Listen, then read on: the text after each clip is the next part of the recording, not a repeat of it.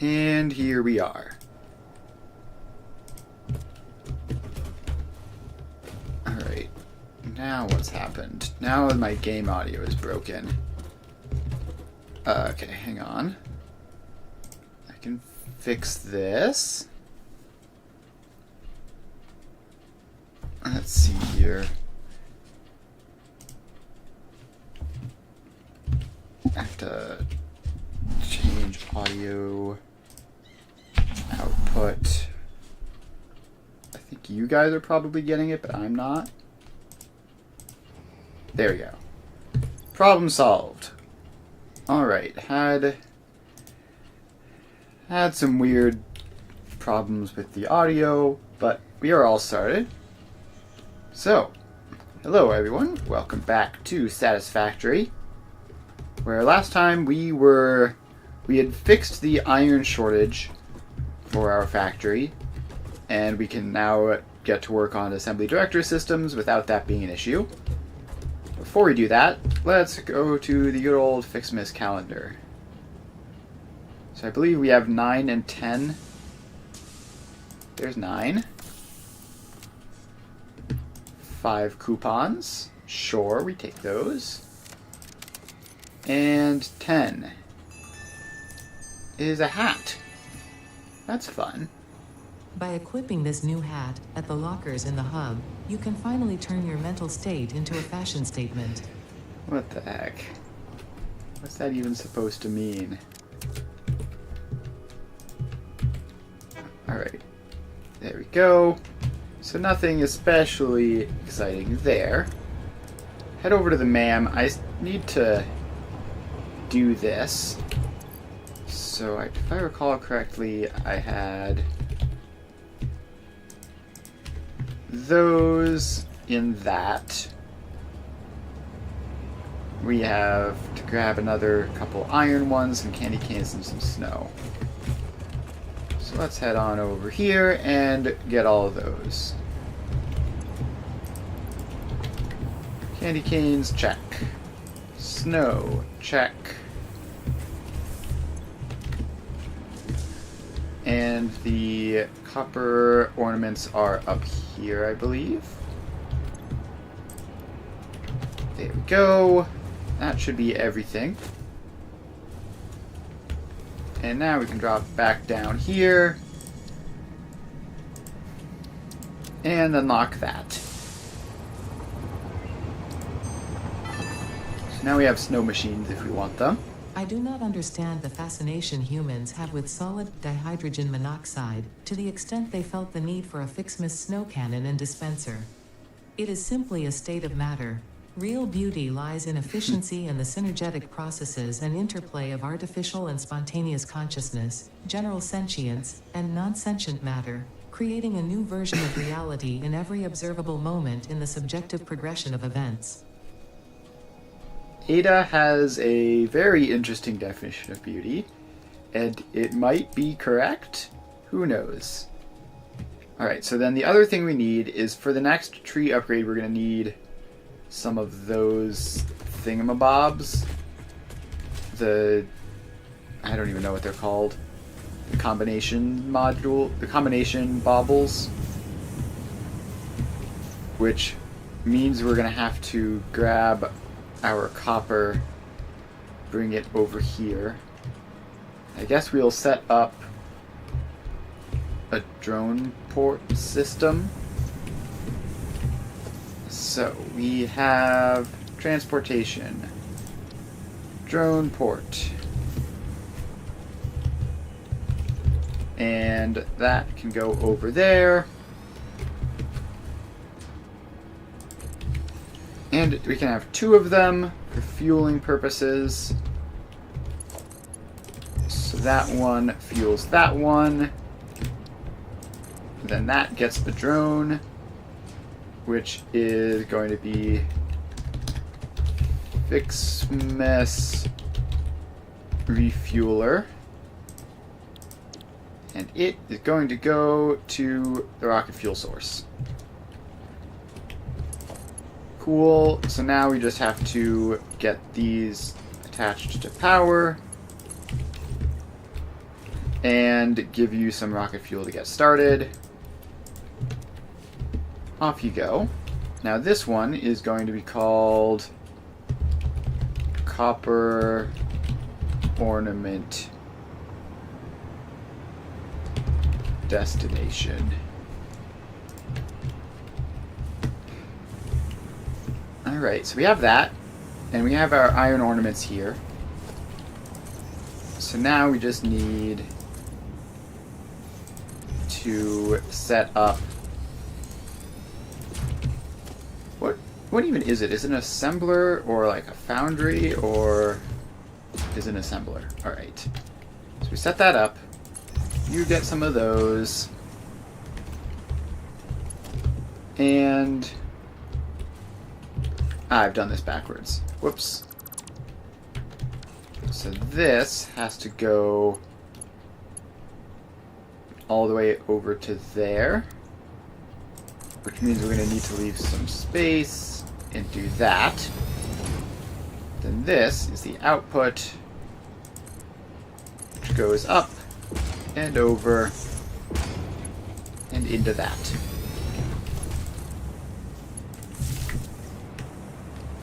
Alright, so this is 5 a minute of everything. We're going to make it go super fast.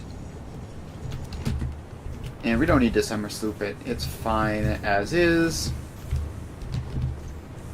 Alright, so now that's all set up. On that side, we need to just set up the source drone port. So we have to go all the way over here, comedically far away to where the copper is.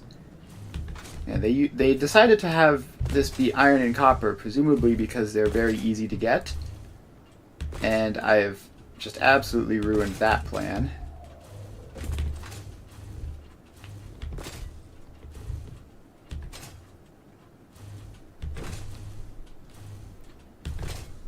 Alright, so we just slide jump on over, past the Caterium, past the quartz, and it should be the next one.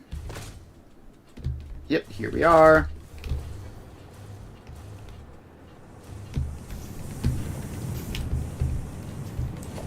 Alright, let's take out that dimensional depot. Since we're going to be transporting it all back anyways, we don't need the dimensional storage. Alright, transport, drone port.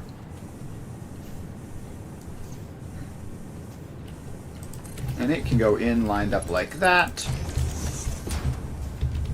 So this is copper ornament source. So we power it up like so. And we pop a drone on it. Tell it to go to copper ornament destination, and then we toss some fuel in.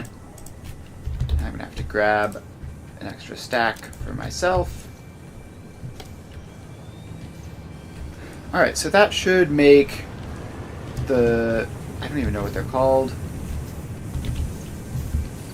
ornament bundles. That should make those, and those are going to be used in something in a later tier. But neither of these are going to be used for anything else, so that should be fine. Alright, that is another step of Christmas done. Now, we should be able to just move on to the assembly director systems. We're all caught up with the Fixmas event. It does not seem to require a huge amount of effort to keep up with that.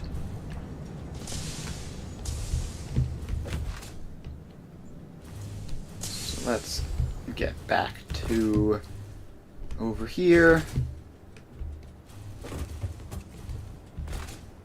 And we're going to set up a hypertube cannon facing east because I keep wanting to have that. And trying to juke all of these belts and train tracks while slide jumping is very fun. I guess I can just hover back through them. And almost there. Alright, here we are. So let's actually just use this platform up here for the hypertube cannon. Because it exists, so I might as well. Alright, blueprints. Hypertube cannon should be down by H. There it is. So we just pop that in. Connect the power up to something else. And off we go. Oh, I need to swap to jetpack. That's very important. And now we can just cruise on over here very, very quickly. Hypertube cannons are the best. Alright, we've made it. So, this is the Assembly Director System Factory, and unlike when we last left it, we have sufficient iron at this point. Right, all of these are running at 100%. We check the iron buffers. I think they'll probably be full, or nearly full at least. No, okay, so those aren't full, but they do have a lot of backlog.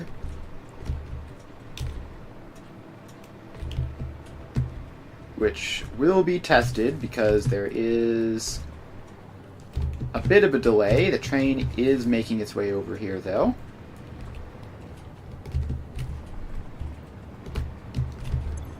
So it looks like these are going to be enough to last until the train arrives. The unloading process is slow. The unloading process is a bit slow, but assuming that that's a full train, which I'm fairly certain it is from when I was looking at the iron ore supply before the stream, it should last.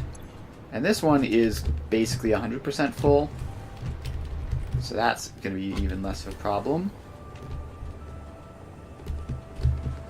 Alright, so that's unloading.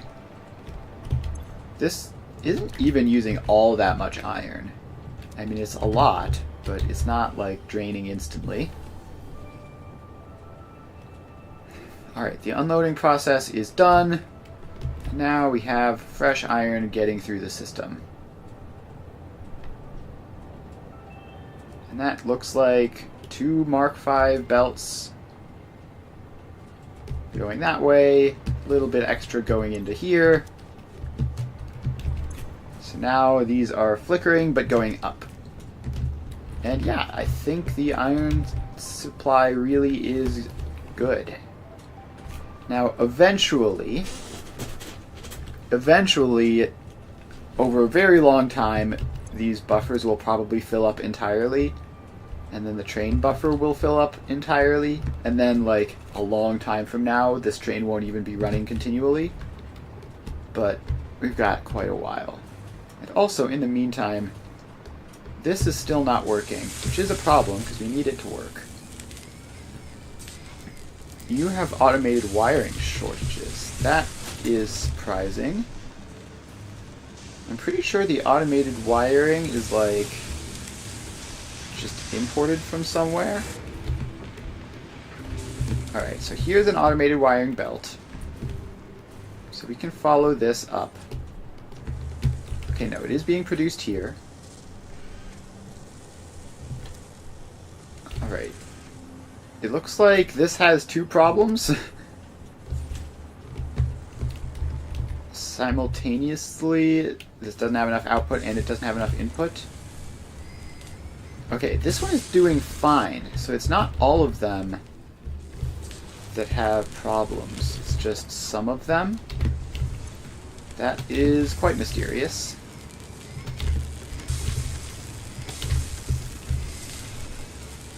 It's this one in particular. Maybe? No, wait. What's going on? No, it's this one. This one is not getting enough automated wiring. This one is not getting enough automated wiring. It's just these two, and not even this one. So what is up with that?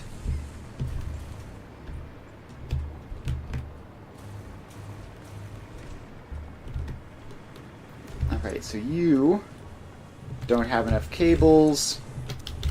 And actually, it looks like the automated wiring supply across the board is going to be a problem soon. Because we had some cable issues elsewhere as well, but they were just being delayed. So why no cables? This is one of the ones with the problems, so we can trace this back to these two. This one has 0 quick wire, and this one's doing fine. Oh my gosh. Really? Some of these just didn't get connected up to quick wire. That's really the problem. Okay. Sure. Just gonna scan it along here to make sure that we don't have similar problems elsewhere. Could have sworn I'd seen a cable shortage over here as well. Yeah, I mean, all of these are yellow. And you don't have enough cables currently. So why are you short on cables? We trace this back. Head all the way over here. You don't have enough rubber. You don't have enough rubber. Alright, so rubber production seems to have just stopped across the board.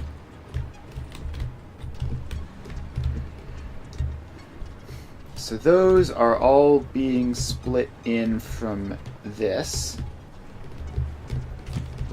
Alright. So up the rubber belt we go. It's coming from over here and also partially over there. So either this splitter is broken or we have a problem. Fortunately, I labeled these. So that was very clever of past me. So I can... Oh. Oops. We already had a throughput monitor on this one showing 63 and 440 as opposed to the 109 and 480 that we need. And yes, I do indeed see a whole bunch of yellow lights in the rubber machines. Because of a lack of fuel, great. We're doing this again. Now we're back up into fluid problems. Why can't the fluids just work?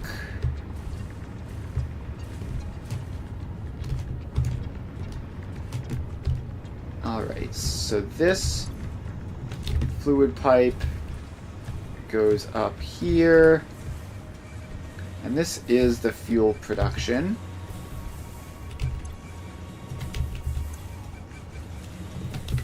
So we have some yellow lights over down on this edge.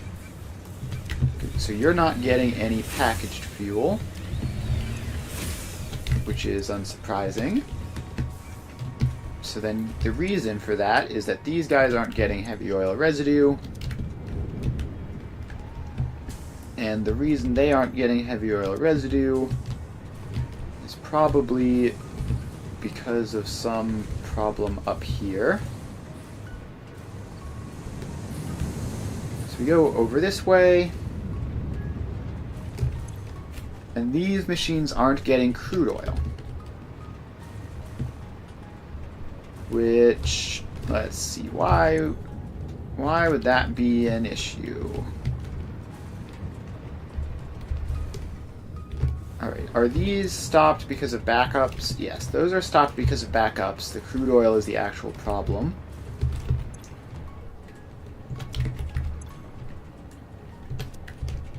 So we have this thing, which I don't know if it's doing enough head lift. It should be doing enough head lift. But let's drop down and see. So we have to get all the way back down to here. And, alright, so there's some oil in that one, and there's some oil in that one. And the train is just sitting here. So this one is completely filled with crude oil. But if there is crude oil reserves in multiple of those, then it shouldn't be a problem. Oh, there's a belt there. Well, so much for that hypertube shortcut. We're just gonna have to fly up the normal way, I guess. But it must be a head lift problem then, if there is crude oil in the system. I don't think we're using a full pipe of it. So the only thing that could have happened is that the head lift broke somehow. Although now this crude oil pipe is saying 600 a minute. So if that's saying 600 a minute, then this should be good enough.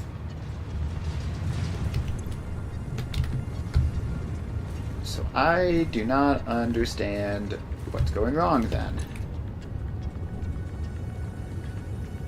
So this is one of the... is it a Schrodinger's head lift problem? It's probably a Schrodinger's head lift problem. God, I hate that so much. So I think while I'm physically present, the head lift works, and when I'm not, it doesn't.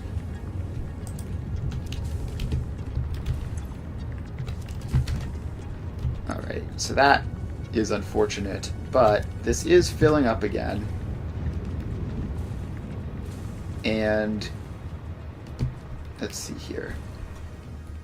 Is this like actually a problem?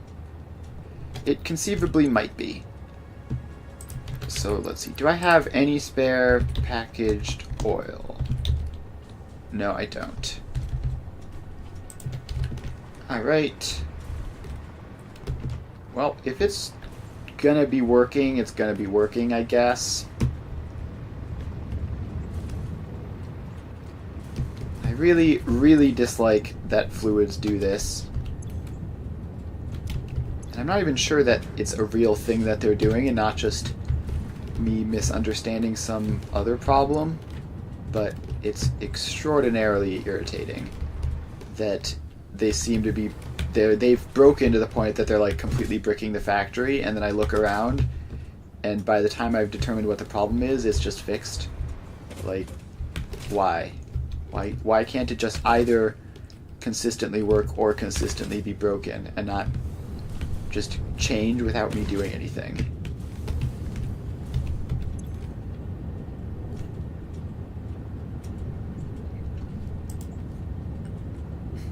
Alright. So there we go. This is starting to fill back up again. This one is going to be running at 100% now.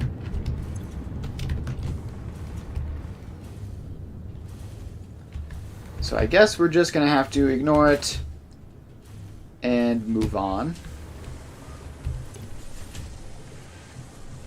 And the circuit boards are also short on petroleum coke, which also needs heavy oil residue. So yeah, I guess we're just going to have to leave that and deal with it later. Now we're back here, and I need to actually pull up the Satisfactory tools for my production line notes. Alright, so here we are. Last time we had all of this up to here. which is the reinforced iron plates that we have going now. So then, the last thing we need to use the iron for is we need to take this and some coal and make a single foundry of steel to make some steel rods. Oh, I definitely meant to catch myself before I fell to my death.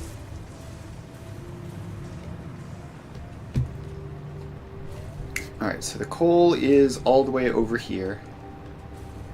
And we just need it to go up.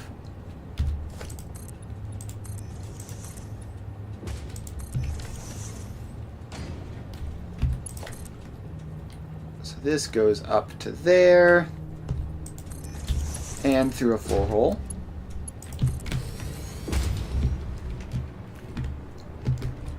So the next floor that we need to go is up here, so let's grab this floor and bring it over.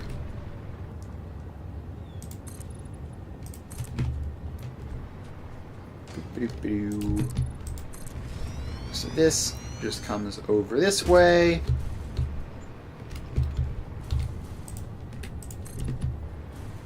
And just have to set this up. It's annoyingly between two foundations a little bit. Alright, so it should go there, I think. And now we just drag that up. And now we have coal on the same foundation as the iron, and we can make our steel ingots, and then iron rods, and then modular frames. So the reinforced iron plates that we're ultimately going to be combining them with are over here. So we're going to take the coal over to the iron as opposed to taking the iron over to the coal. So this gets a lift, and this can start heading on over this way. So over we go. And this is literally a single foundry because we need basically none of this. This is the sort of unhinged but highly efficient production lines that Satisfactory tools can come up with that no human would ever figure out.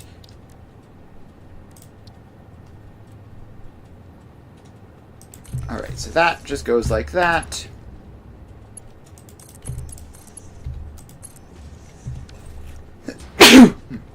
Sorry about that. I had to sneeze real quick. So this goes solid steel ingots and 20 a minute.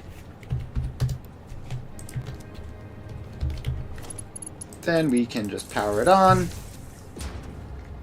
And cool. Then we need 2 constructors for steel rods. So this just splits, and we get 1 constructor, 2 constructor, and we get steel rods, and steel rods. So we need 80 of these a minute, so these need to be 40 each. There we go. And let's get these powered on, upgrade that power line so that it can handle it. Alright, now we just merge up these steel rods. And the output of these 2 is going to need to be a Mark II belt. But all the input doesn't need to worry. So the iron is showing up, the coal is showing up. Mark I belts are slow. So it's not exactly going to be a fast process. But that should be fine. So we just have to take this belt over, or this foundation over. Apparently this floor is just barely big enough to squeeze in on top of the power poles. So we pop a floor hole there so that we can lift our rods up to there. That needs to be Mark II actually, because it's 80. It's 80 iron rods. And now we have to throw those into an actually reasonably sized row of assemblers. So we're going to pop that over here, because we're going to actually need, you know, a non-trivial amount of blueprints for this.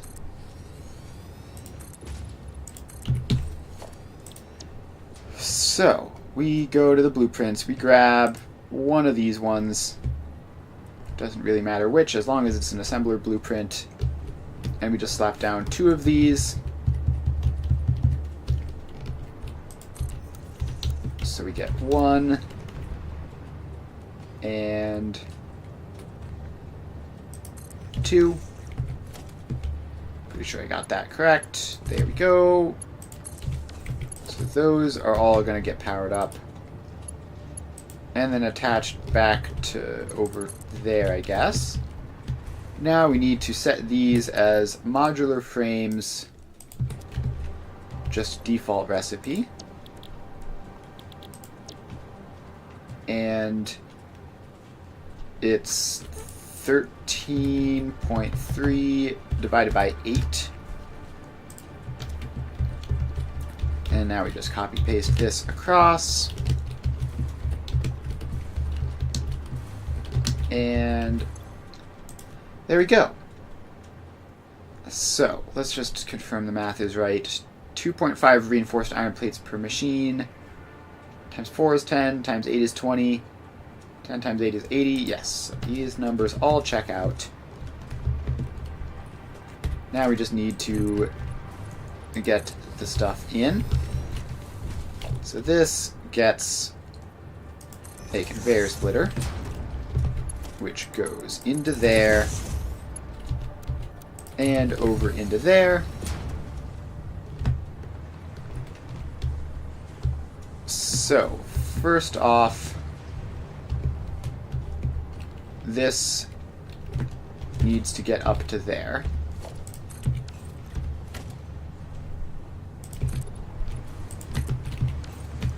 So we get that in. It has to be lined up correctly with that splitter. And it goes over there. Then that and that. And then this just goes across. Alright, so that is that setup. Meanwhile, this is just finally starting to work. I never attached that up. That's an important belt to have. So now the rods will start being made, and they're going to be output to here, where we can split them into the assemblers. And each of these only needs to be 40, and this one needs to be 80.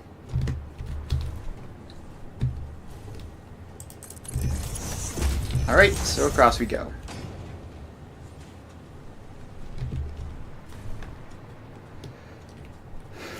Alright, modular frames, check.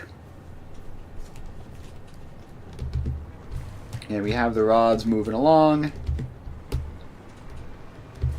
This splitter needs to be set correctly, so write any center overflow.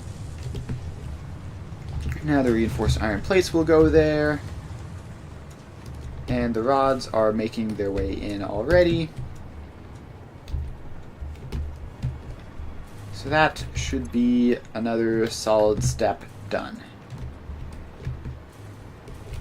So we just need to connect those up and then sync them.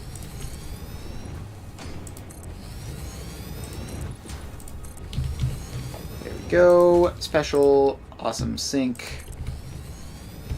And get a smart splitter in between. Alright, so that gets connected up. This is center overflow right any, probably. And that should be our modular frames. The rods are starting to make their way in. Have the reinforced iron plates almost at the splitter system. Shouldn't be too much longer after that for them to get in. And then modular frames will start being made. Alright. Did I connect this across properly? I did. And then we just have to wait a little bit more. These ones will probably be the ones to turn on first because they're closest in to the center. This one will be the fastest, actually. Assuming the iron rods cooperate. And it'll probably take like another 30 seconds or so because the production speed is not high. And it is matched perfectly so that it'll take that long for them to fill. Alright, if that's modular frames done, then what is next? So we need to take our wire and do some stuff with it. So the next step is, I think, wire and steel pipes to stators. And that will be exactly 5 assemblers. So the wire is over here, the steel pipes are over here. Now we need to split the steel pipe a little bit. I've preemptively split the wire. So we need to get the steel pipes here split into 175 and 60.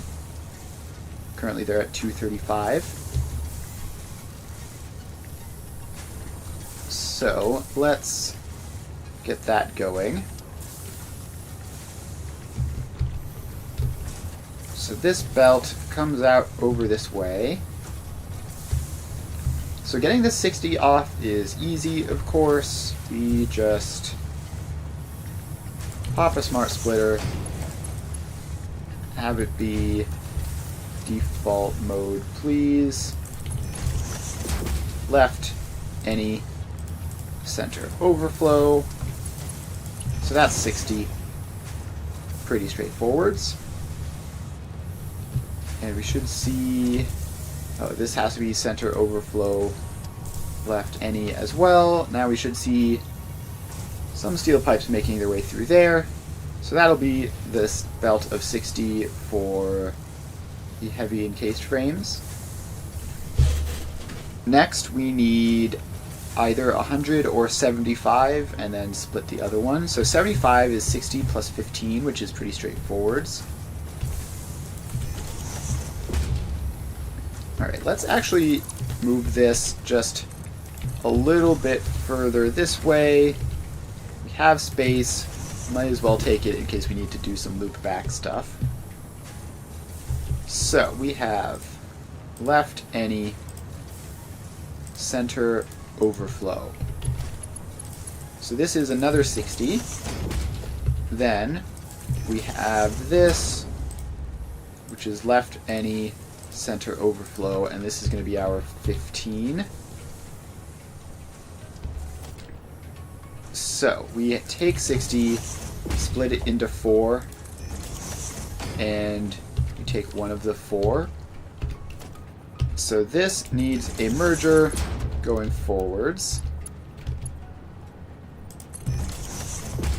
So that is 30 back. Actually, we need this to be another merger to get the numbers correct. So that's 30 going back. This is another 15 going back. And we just pop that in. Connect that up, and this is a belt of 75 steel pipes.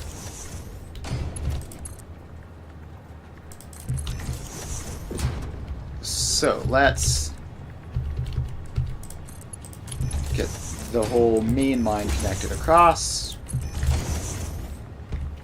And now we can mark all of these outputs. For the future, we get some signs in, which say 100 here, and steel pipes, obviously. 100 steel pipes there. This is 75 steel pipes.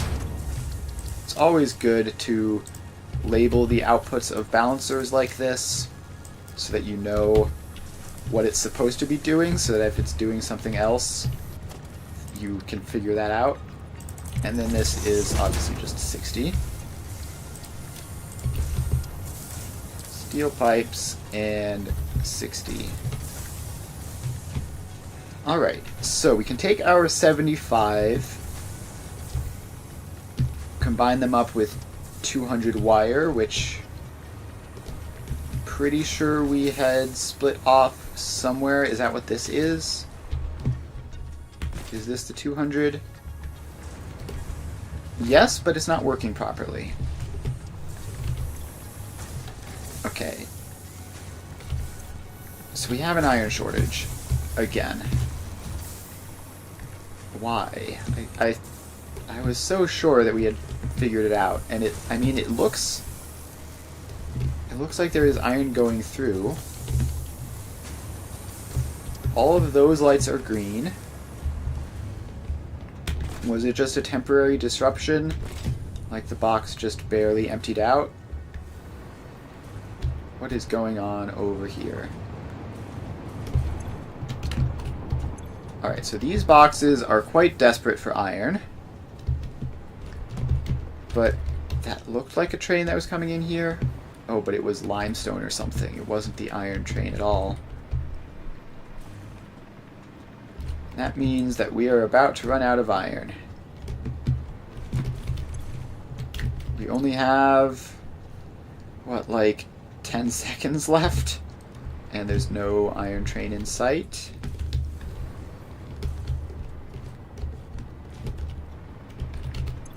Alright, now at this point I think the problem is just like train throughput on this side. Like, I think we're bringing full train loads every time they come around. It just isn't showing up often enough.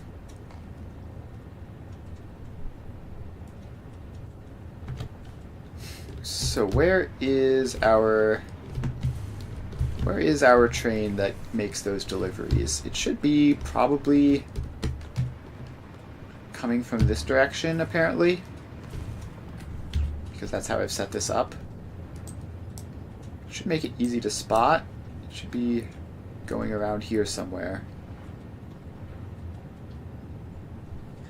I do not see it. So not only is it not close, it's not even like anywhere within 100 miles of us. That's concerning. So I think we just need to have another iron train here.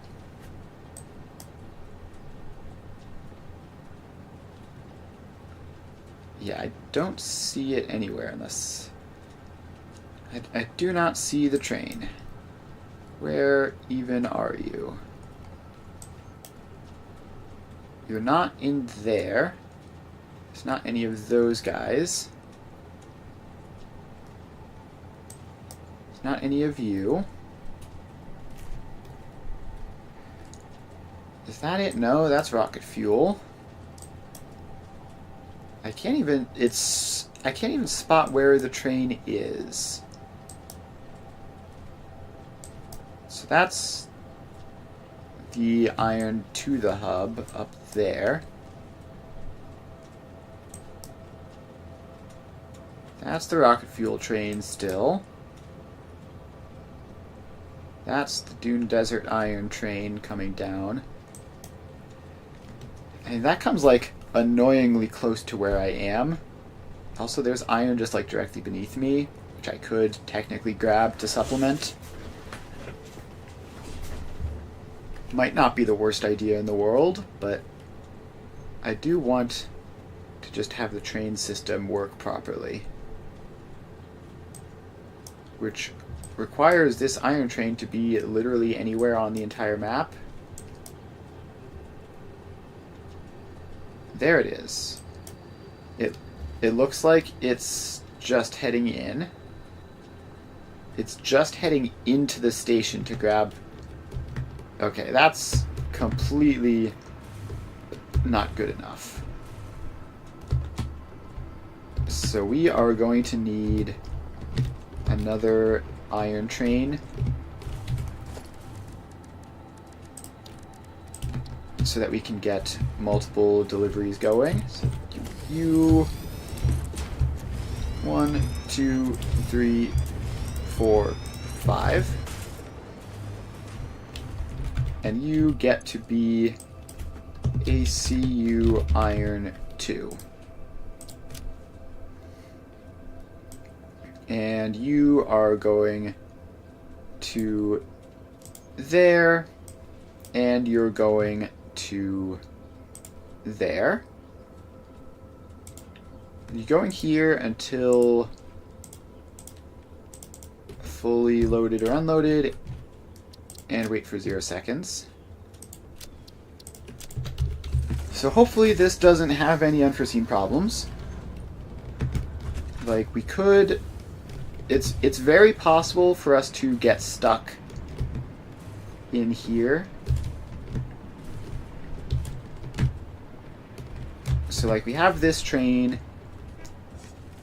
If that train doesn't work, then the next train would be waiting, like, way far back. So let's pop a block signal there so that the train can at least get up to here and wait. But it might disrupt... Yeah, actually it probably will disrupt other things.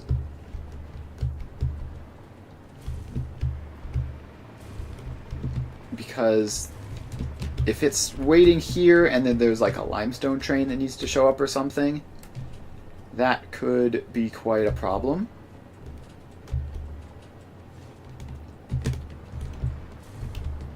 So, in order to solve that, we need...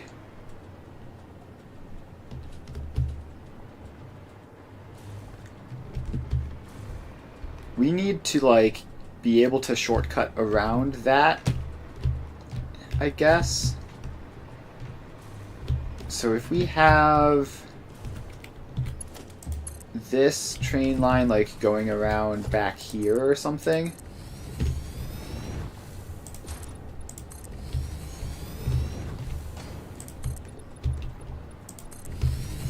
So what we need is that for this train to have like its own custom waiting zone, which isn't interrupted by the others.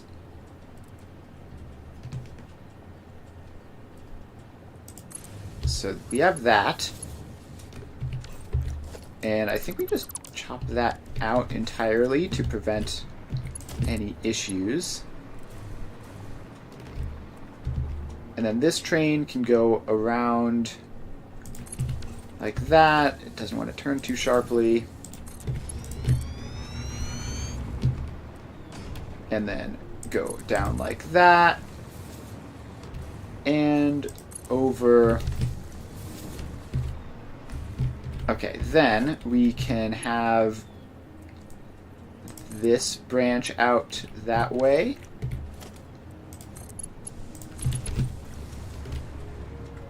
And if we then have that be a block, and actually we want this block to be right past that, I think. So that, if this one can get placed in properly. So now, if both of the iron trains show up, one will be in the station, the other will be around here, neither will be in the way.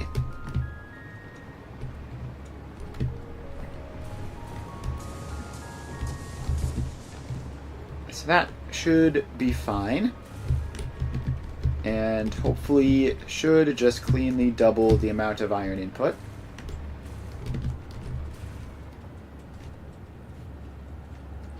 Alright, this rock fuel sulfur train stopped there for quite a while. Which is fine, as long as it makes it there eventually and doesn't completely crash our entire power grid for a lack of sulfur. It can do what it wants. So it is an insanely long time before this train returns. It still hasn't made it back. What on earth is this trip that it has to take? Did I, like, miss it? Like, where is it? ACU Iron 2 is already almost there. Regular iron is just starting to make its way back here now. And it's coming to, it looks like, an intersection of some kind. So hopefully they don't crash. Nope, we're good. Made the turn successfully. And now, hopefully, shortly after this one arrives, we'll get another full train load from the second setup. And then I didn't think this would take that much iron, but I guess we've just, like, concocted a hilariously inefficient path that the trains have to take in order to get here. And I think that's a big part of it. Like, there's no reason for the path to be this long. But I think when we had this being able to exit both ways, we created collision problems with that intersection, which is why I have it like this. But it does make the journey a tad inefficient. It's making its way though, and we shouldn't have to worry about it for long. Also, this one is barely lasting, providing the iron. It looks like all of these are back up to normal, except that's not even true. We've got a yellow light over here. So you have a circuit board shortage, which is one of these two belts here. It's going to be this one. This isn't producing, so yeah, we still have crude oil problems apparently. It's so frustrating because it should be working. Like, there's no reason for it to be broken aside from the fact that it just kind of feels like not working properly. We've got plenty of crude oil. We've got plenty of room in the pipes.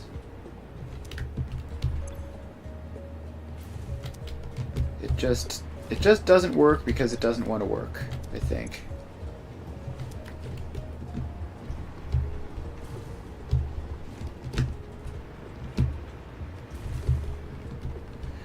Okay, let's see if there's a small chance that it is like a pipe speed limitation, then I guess we can just grab another pipe over here and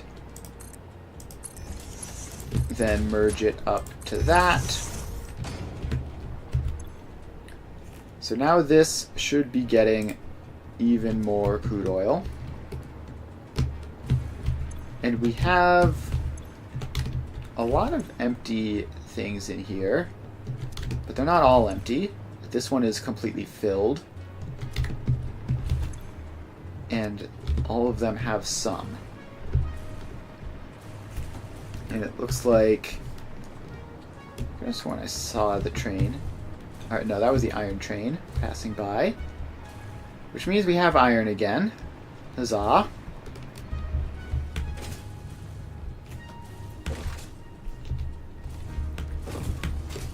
Alright, so iron here. We've got iron. It's filling up the boxes. please just work for once. And now we're going to have to wait for all this to get sorted through, which hopefully will be quick. This is the benefit of load balancing, is that when issues like this happen, it gets back up to 100% quickly.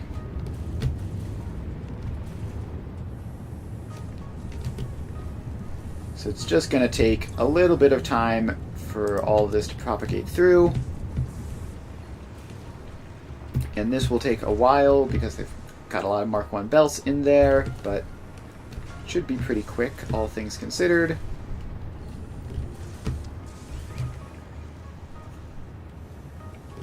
And there we go.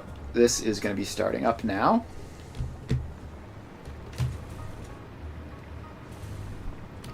And hopefully the second train will do a good job keeping this all topped off.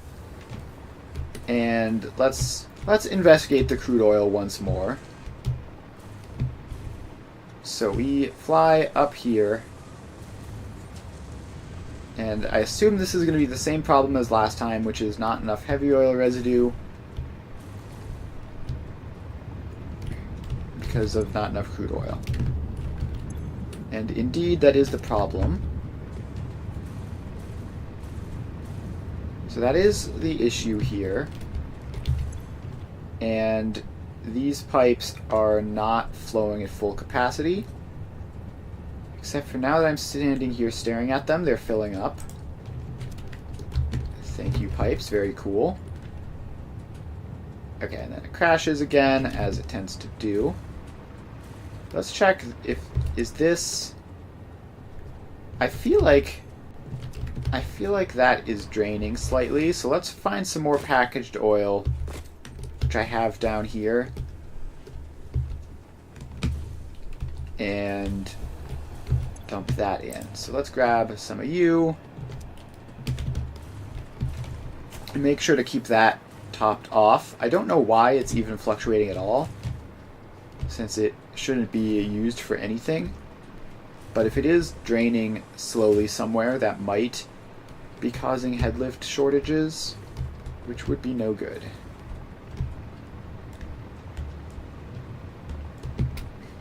Alright. Congratulations, you get that.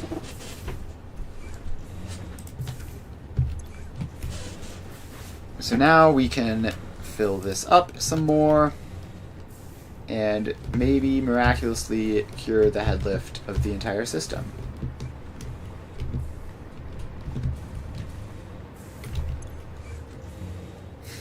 Because now this is running, which means that this is going to be rising its level, which should increase the amount of headlift it provides a little bit. I think that's how that works. I don't know, man. It's all a mystery to me, but it probably won't hurt, at least. Alright, so this is like getting seriously dire. And I think it is possibly just a throughput problem and not a headlift problem. So this is back up to 600. And I guess the problem is that it's only sometimes at 600 and sometimes it just crashes down for no reason. So we put that extra pipe into the system, which might help a little bit. I don't think this will do anything, but it won't hurt, at least, for that to be topped off. Now, if we drop down here, do we have crude oil?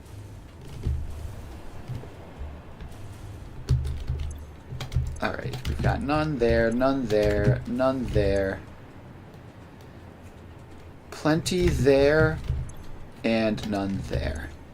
So we're all feeding off of just this one thing now, which is not ideal. So where's the train?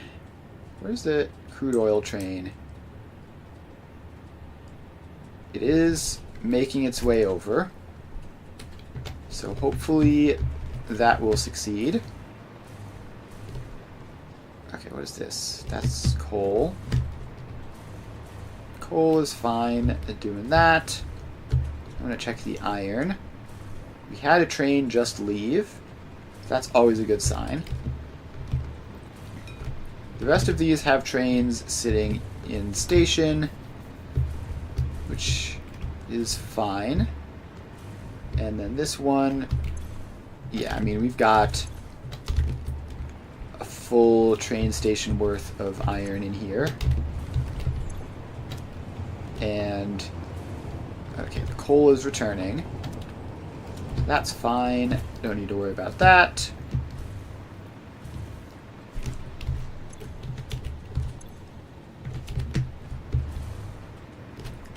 The oil should be close. There it is. Yep.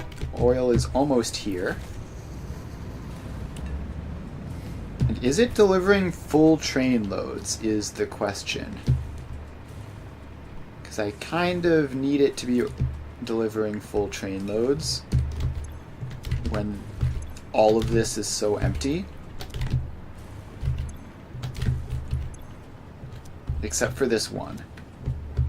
So how do I drain this one more than the rest of them?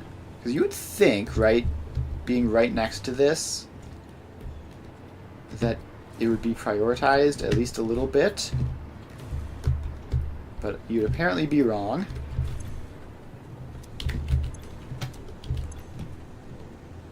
And it's hardly doing anything.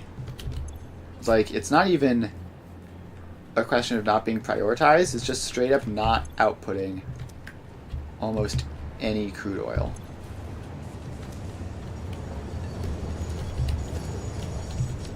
Alright, so these are all filled cars.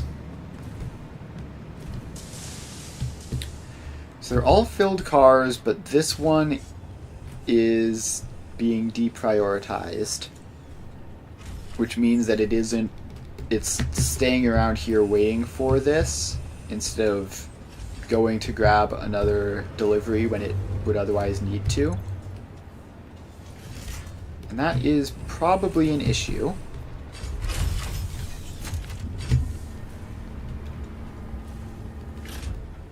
Alright, so all those unloads have happened, and now these are doing their thing.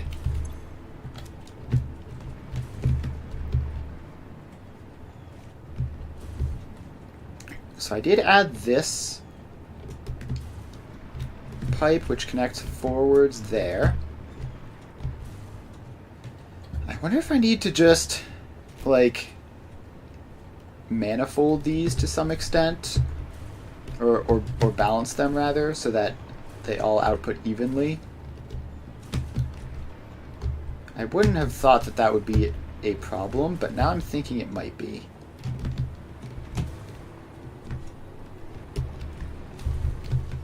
So if this is continuing to cause that problem, we need to make sure that this outputs more quickly. So let's see, which of these has the most throughput? That's like 200-ish. This is like 200 there, and then this is up to a couple hundred itself.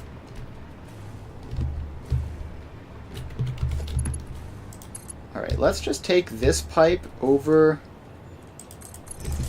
just over here, and connect it up directly to that.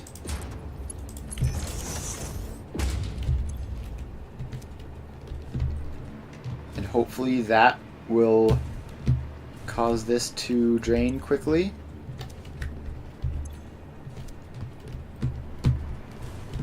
I don't know, though. We might also just want buffers outside of this. Okay, that actually worked a lot better if it's getting that delivery already. Because now it's going to leave, right? So now the train is empty. There's no more oil in any of it. It's going to already be off to grab more instead of sitting here and waiting for ages.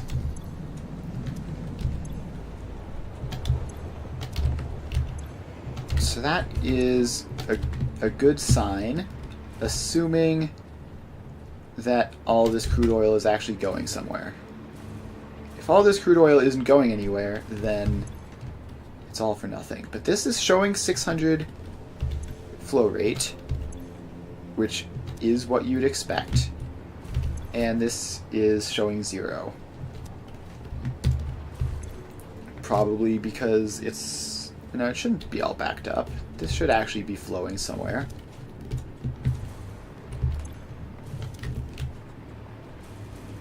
Alright, let's head up here and see if we can. Let's just put a fluid buffer up here.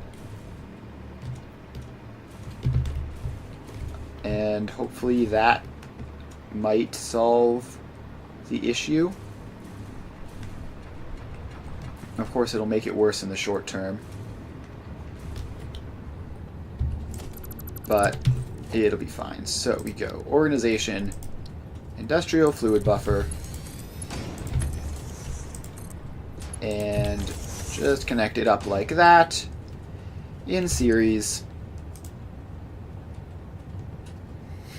And the fill rate is somewhere around not quite 600, as you might expect. And the drain rate is somewhere around like 100 and dropping. So hopefully that will be able to stabilize things. Having a fluid buffer somewhere on the line probably will help a bit.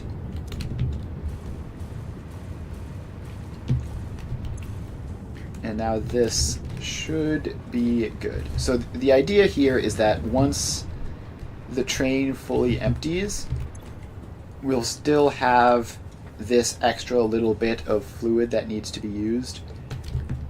And so it'll last a bit longer across train trips.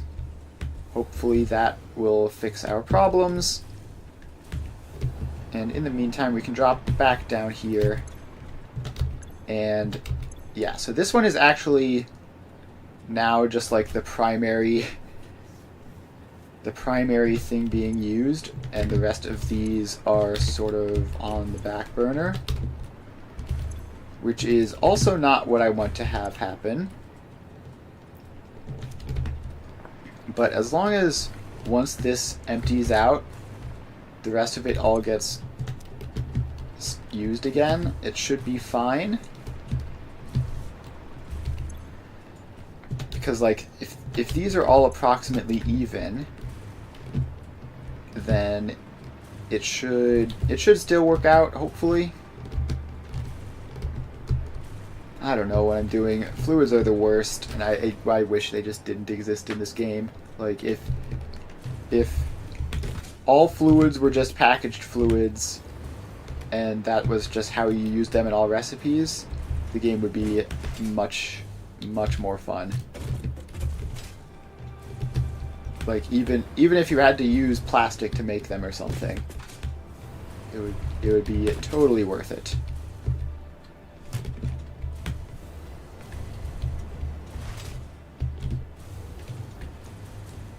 Alright, so this is going crude oil.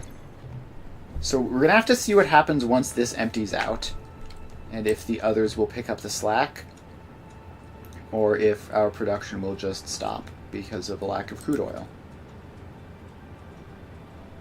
Alright, there we go. It's draining at 600 a minute, and it hits 0. And the drain rate predictably drops off. And then the rest of these are now getting higher drain rates to compensate.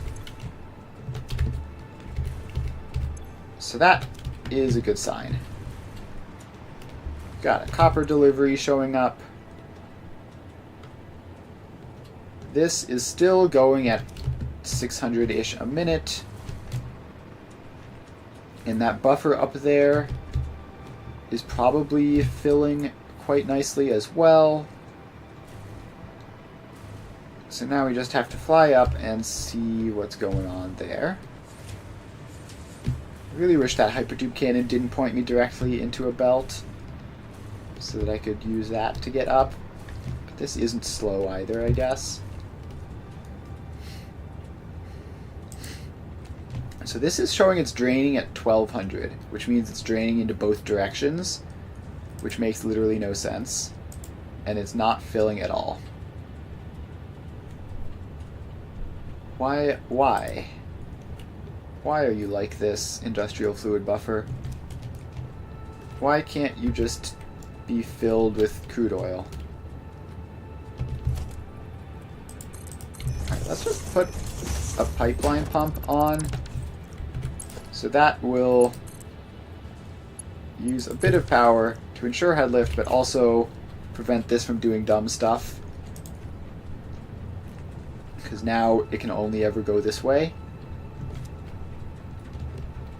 So we're just doing that to ensure the correct direction of flow. Because I actually think we might not have had anything on this entire pipe doing that before, which also might have been part of the problem. Okay, so now this is filling. It was, for a short time, filling from both directions as well. Okay, all of these heavy oil residue machines are green now. And see, this one here at the end probably doesn't look like it's going to last that way. It doesn't look like any is entering it. Doesn't look like any is entering the second to last one either. Although this one is getting some, but not enough. Alright, so we are at a point where it's continuing to be a dumb problem for some reason. Even this one, the literal first one, no crude oil is going in.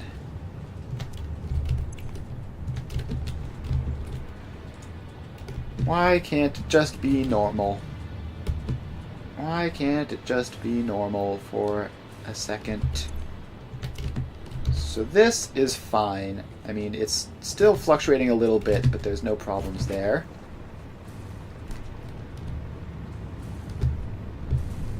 This, though, is about to literally all stop for no discernible reason. The fill rate just feels like being awful. Let's confirm that this isn't a full pipe, right? So this is 28.17 each. There's 1, 2, 3, 4, 5, 6, 7, 8, 9, 10, 11, 12, 13, 14. 28.17 times 14 is 394. So we should be several hundred short of a full pipe.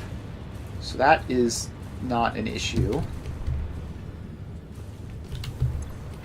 The issue does just seem to be, let's see, how much is flowing across this pipe? A couple hundred. The issue is probably just this fluid buffer is doing weird stuff instead of stabilizing properly. And hopefully we have enough crude oil. So we're going to drop down and investigate that. So this should still be doing fine, but it isn't draining any. And then that one's still empty. And this one seems to be the only one that's like actively outputting.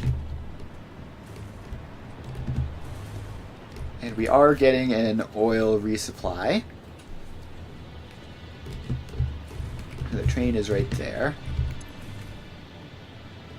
So if these were being used properly, it would be fine. However, it really just seems like they are not cooperating for whatever reason.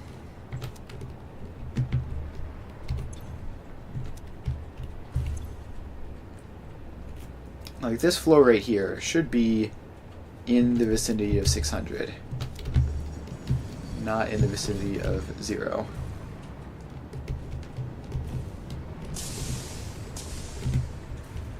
Alright, so here's more crude oil, and it's going to top off all of them except for the last two, which makes sense, because those are the two that are actually functioning properly.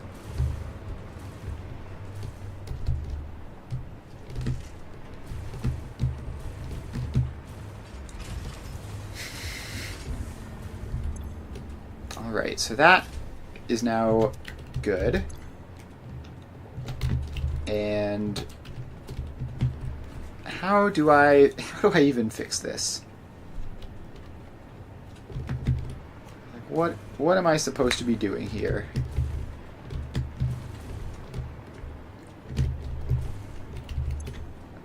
Alright, so this is now showing a proper flow rate exclusively through this one pipe. And the rest of it is doing nothing. So basically our entire thing is banking off of this specific one for no good reason. I have no idea why all the rest of them are doing nothing.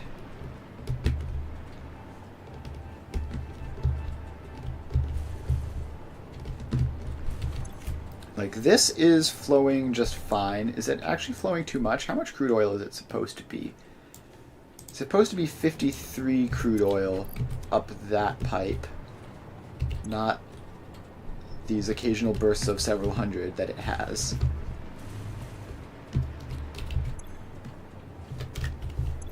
And it should be draining from all of these evenly instead of exclusively from that. Alright, let's try chopping that and seeing what happens. So without that pipe, this has absolutely no power. And all the rest of these are seeming to do nothing at all. Why, though? Why is this such an issue?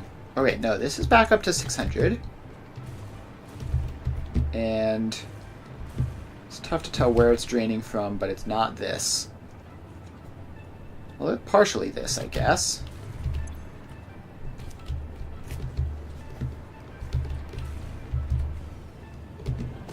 Alright, let's see if I can... I was going to try to see if I could, like, maneuver around this coal belt. So what I can do is I can just, like, shift it over to the side so that it's not in the way anymore.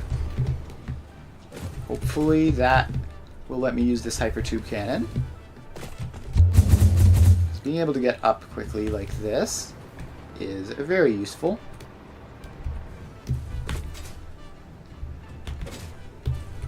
Alright, how is the fluid buffer going? It's filling and draining at equal rates, which is, I guess, good, probably, assuming it's draining over this way. If it's draining over this way, this should be filling up.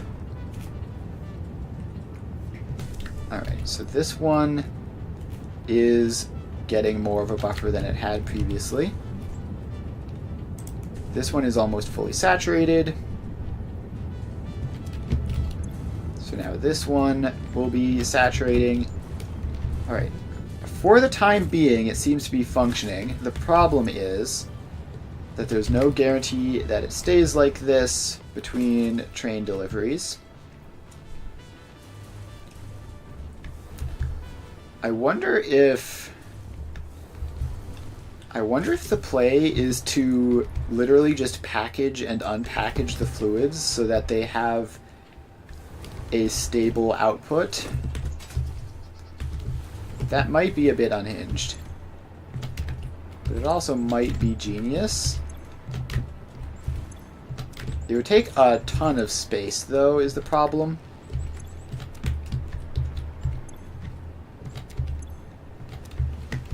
It would take a lot of space to do. So I'm not sure that it's a good idea. Speaking of taking a lot of space, this seems to be outputting mainly from the back. That's 400, that's 100. This is tougher to tell, but 40-ish, and 5-ish, and 5-ish.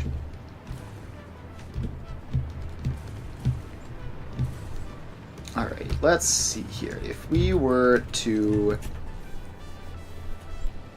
if we were to set up a system like that, which just literally packages and unpackages the fluids so that we have steady rates, we would need, what, 10 packagers for a pipe of 600? Or 20 packagers, I guess, since we have to do it both sides. Alright, let's see how big that is. Production. Packager. 1, 2, 3, 4, 5, 6, 7, 8, 9, 10. Alright, so we would have that, and then these would all be packaging oil up. Oh no, it would be 20 because this is extra slow. Okay, that's probably not worth it. We might, like, I don't know. We might do it for just one of them to slow down its usage. Like, this one is now draining at 500, so it's basically just doing all of it by itself. And then the rest of these are picking up a marginal amount of slack.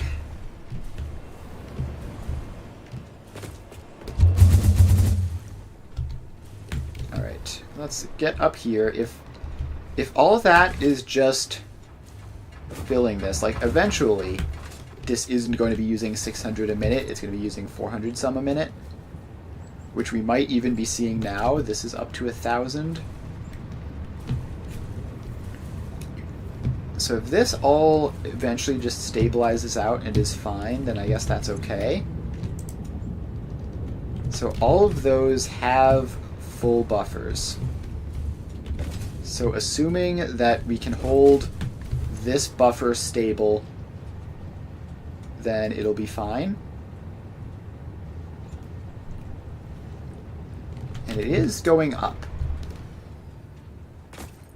Meanwhile, the iron also seems to have fixed, but we're not looking at that right now too much. Alright, so we drop back down here. What is going to happen when these empty?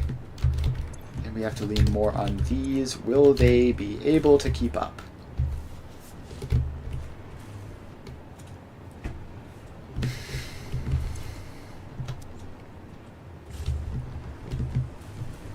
Alright.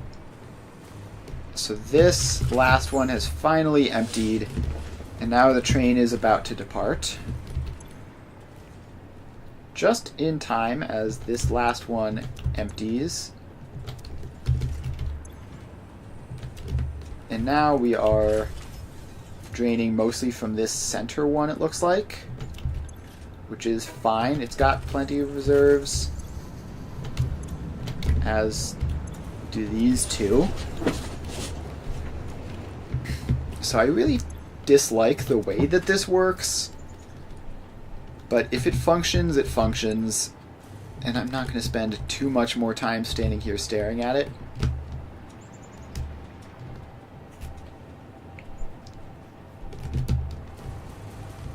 So yeah, let's just stop worrying about it. This is going 200 some a minute. This is going 300 some a minute. That's going 19 a minute, basically nothing.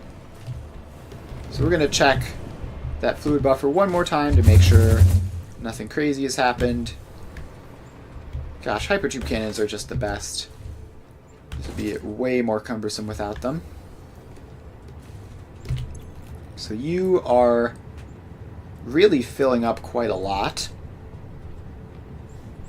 which is a good sign. The drain rate should now just be, I mean, it's fluctuating because these machines all drain it at a weird rate. Like every 6.4 seconds they take a gulp. So sometimes it's high, sometimes it's low, but it seems to be that the fill rate remain stable even in the current configuration. As long as it remains stable for long enough, this buffer should also be able to hold us out if the entire train system is empty for a short while. It won't be able to do a massive amount of work, but this 2,400 meters cubed plus the 2,400 meters cubed in whatever the last train is should be able to last for, what, 6 minutes? If we're going 400-ish a minute. So if we're draining this at 400 a minute, then this will be 6 minutes. The one below would be another 6 minutes. And we should be fine. Alright, so it drained super hard for a little bit and then stopped. Yeah, I think this is gonna work. I mean, I've been staring at it for a while and I don't see any bad signs up here. And I didn't see any especially bad signs down there, although that is where the bad signs would be. So if everything is going well up there and it's about to be saturated, then we drop down here. You've got 1,500, you've got 2,000, you've got 1,000, and you're the one mostly being drained. And then the back two are empty because they are prioritized. Alright, I think this is gonna work. Assuming that we can get the stuff out of this front one, which I can't imagine why we wouldn't. It should all be good to go. Alright, so if oil is fixed, that will probably eventually trickle through to get this all figured out as well. These are still oil-related shortages, I think, the circuit boards. So we're just going to leave that for a good while. And now we check out our iron. So this is a full box. These are full boxes. That's huge. Then we drop down here and we actually have this train waiting in station. So we have this train waiting in station with cargo in it. And let's see, is there another iron train coming? Because we're definitely not going to run out of iron at this point, assuming that this production doesn't completely explode. But we could conceivably have train-related issues where we cut off some other stuff. All right, and it does look like this train is going to be emptying pretty soon. So this is the only one which still has cargo in it. So it looks like it has a lot. So this center one is apparently the one that isn't being used as much. Is that true? God, it's so hard to tell. Alright, so it's split into 3. No, it should be fine, I think.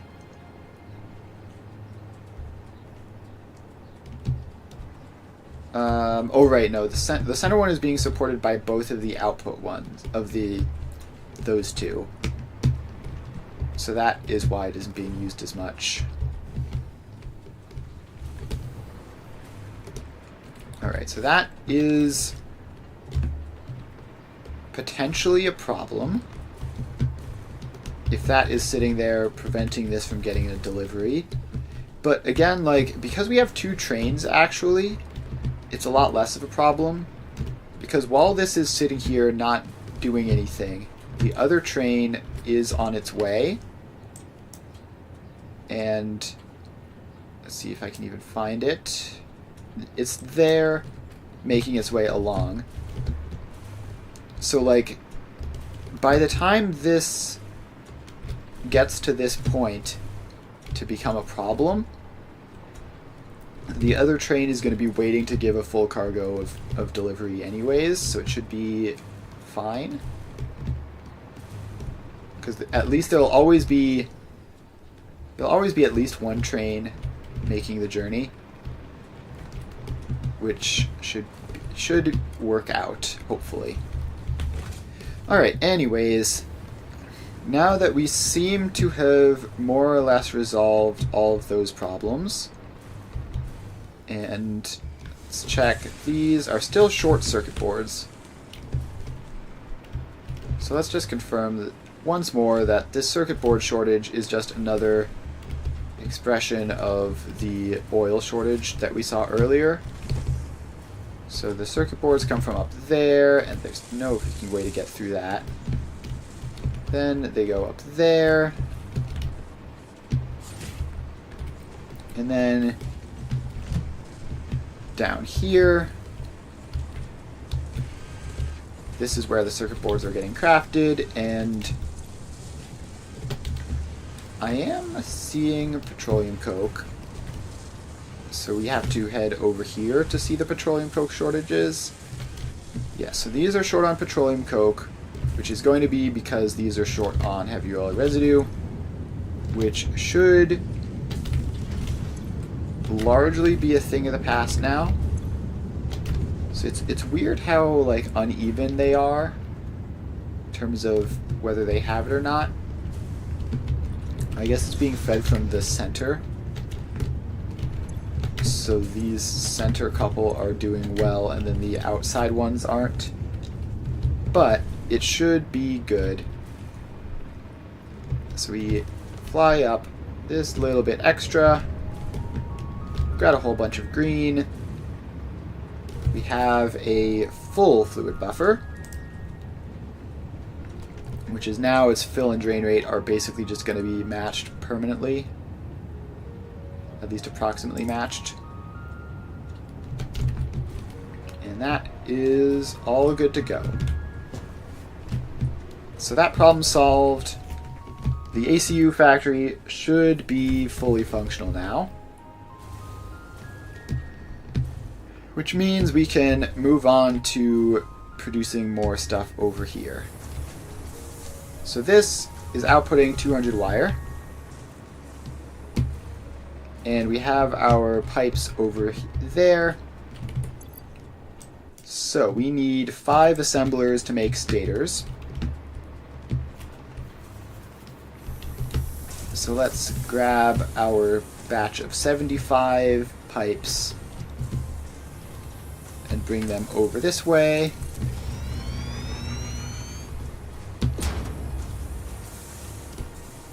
So this comes around there. And then I guess it just goes back and into this general vicinity. Where do we have enough space here to set up stator production on this side? I think we do. This is going to be a bit of a weird looking factory because the floors aren't all even heights.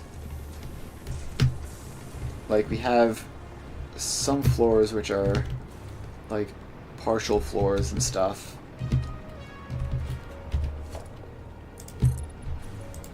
Alright, so let's get to space. We're going to need, if we need 5 assemblers for this, then that is going to be 2 blueprints. Because the blueprints are 4 each. Is there space here? Yes, it's going to be a bit tight, but not so much that it's an issue. So that lines up there. And we're going to need to play around that power line potentially. Okay, that power line is just sticking through. That's fine. I mean, that doesn't even look that bad, and it's not clipping with any buildings. So I'm just going to go with it. So this is stators. And we need, how many do we need? The numbers are getting cut off. We need 25. So let's go here, select default stator recipe, 25 divided by 8. 63.125. Right, so now we paste those settings across all of these guys.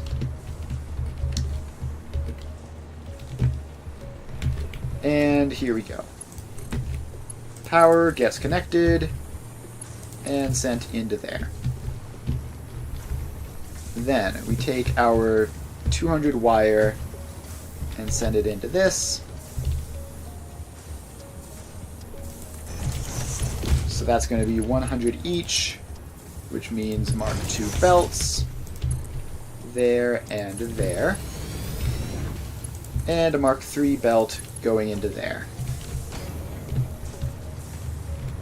So this is center overflow right any. Now we have to go up here and put our pipes in. So they are going to be coming in from that direction, and it's 75, so each of these is going to be 37.5. And then let's head over here and grab, is it this one? Is this the 100 or the 75? This is the 75. So we grab this, drag it on over,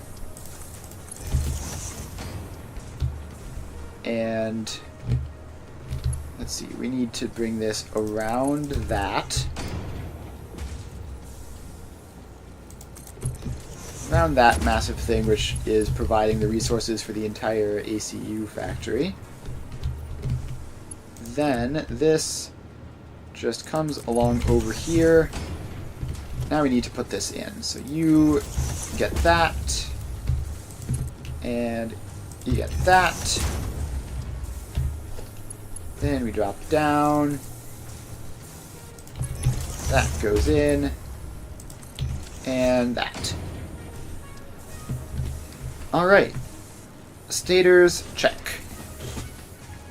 One more thing done. Oh wait, apparently that power line does go directly through a thing. So what are you connected to? You're only connected to that and that. Alright, so I can disconnect you.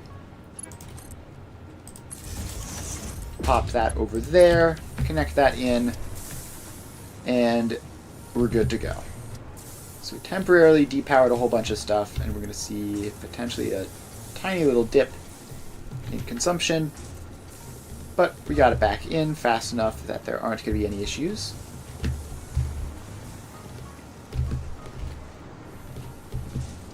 Alright, so now this is getting the steel pipes to go with the wire, and we have stators. Now, the stators go into automated wiring with some cabling, which I do not have produced yet. Okay, also we have a sink right here anyways that's taking up space, so because we didn't build these large enough to be able to deal with that, we're going to have to sort of sneak around it like this to put another sink in. If we wanted to be like extra efficient, we could have like popped that down into that sink and then used one fewer sink, but I don't really care about that. It seems quite pointless. Alright, stator production is good. Actually, we need our splitter there, which needs to be a smart splitter, which can be set to center overflow right any. Alright, stators done.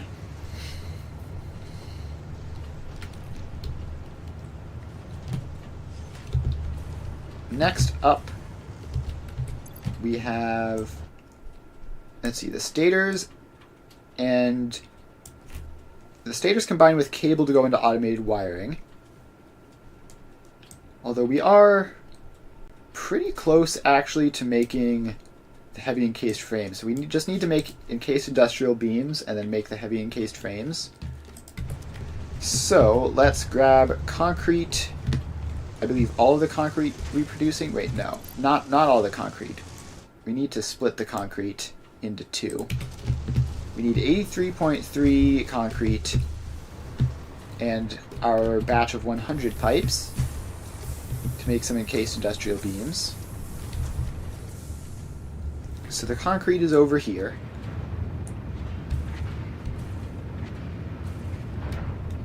I believe it's this one all the way over on this super far edge. That's going to be a bit of a journey. So let's, I guess, make that on another floor up here.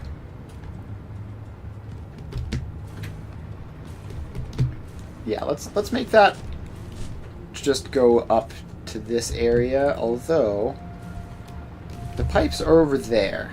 That's the pipes there in the distance. The concrete is down here. We could... It's actually not that bad of a journey in terms of the amount of stuff in the way. We just need to go out this edge and then over. So like somewhere over here, I guess. And then over that way.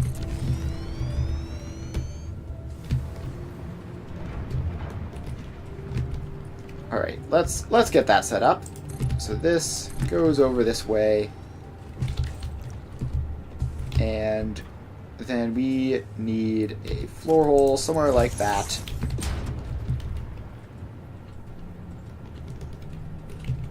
Okay, this needs to extend one more out for that to line up properly.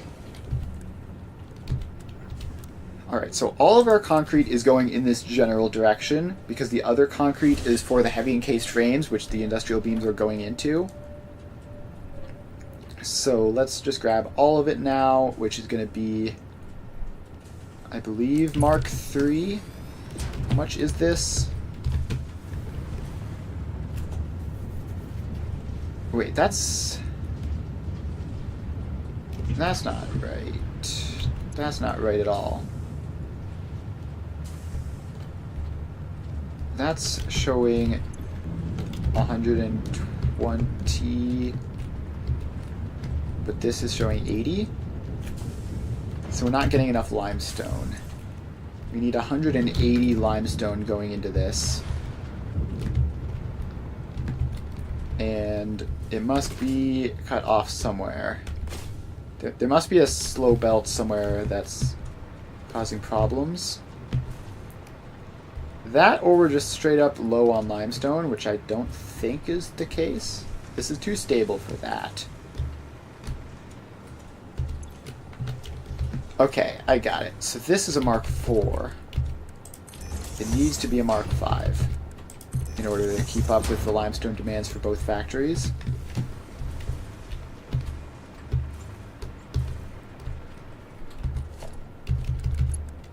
Alright, so that's Mark V. Then all of these belts need to be Mark Vs as well. There we go. So that should be able to keep up now.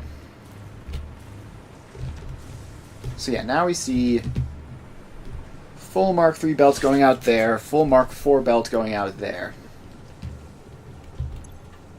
And it still has some time to buffer a little bit. So that should be that problem resolved. Good to know this isn't exactly cheap on limestone. It's not hugely expensive, but it is something. Alright, so now this is the leading edge of where we fixed the problem. Until it's saturated belt back there, unsaturated belt up here. So we just have to wait for this to get in. And then our machines will start producing at the correct speed, and we'll be good to go. Now this is a 270 belt going into two 120 belts, which are actually only 90 belts. So this is going to slow down a little bit now, and then slow down a lot in the near future. So now these are producing at the correct rate, because they have enough input. This should start going up. And yeah, already that's at 120. These are 4-second cycles, which means it's super responsive compared to a lot of like the 100 and like the 60-second cycles or the 30-second cycles where it takes a little bit. But nope, this one is straight up to a full Mark II belt. Alright, so this is center any right overflow.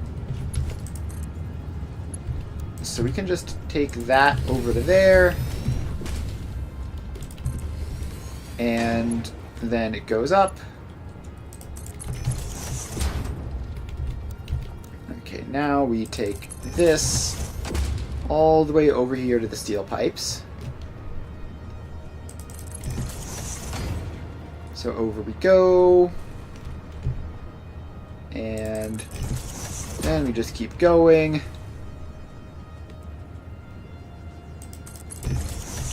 Want to leave a little bit of space there. Don't have to leave a crazy amount, but you know, if I need to for some reason do something in that area, it just makes sense not to be crowded. Alright, so now we're here. We've got our 100 pipes. We have our concrete, although we have to split it. And then I guess we can build this row of assemblers just right here. So we need just barely more than a single set of assemblers. It's 4.167. Do I just overclock it? How many shards do I have? I have 53 shards, and I'm not all that far off from the point where I'm going to be automatically creating them. Yeah, let's just overclock to save ourselves a little bit of space. It's not necessary, but it is an option which is available, which I realistically should be taking advantage of more. So, encased industrial beams, encased industrial pipe alt. So we need to feed you 1 power shard, and you need to be 16.666 divided by 4. Alright, so then we paste those settings across, and that's all good. 25 and 20.8. So we just take this belt, bring you around, and it's a little bit awkward, but it's fine. You go in there. Then we have to split the concrete. So 83.3 divided by 120 is some weird number.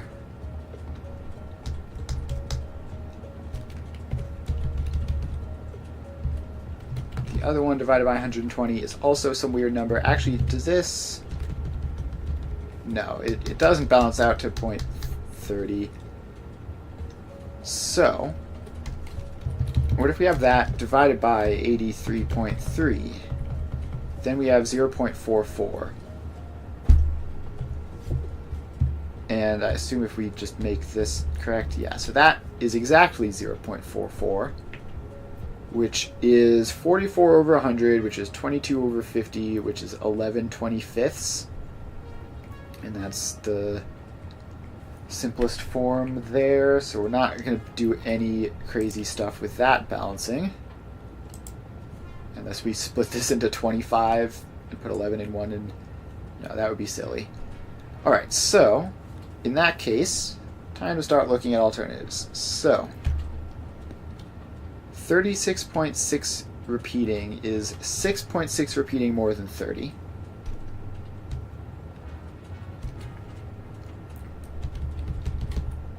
So if we do that times 3, it's 20. So if we take a belt of 60, divide it into 3, and divide it into 3 again, we get 6.6. And then we just add that to 30, and we get 36.6. And then we take the remainder, and that's the 83.3 that we want. Alright, easy enough. I think we've done very similar stuff before. So first, we get a splitter. And that is going to smart split over this way.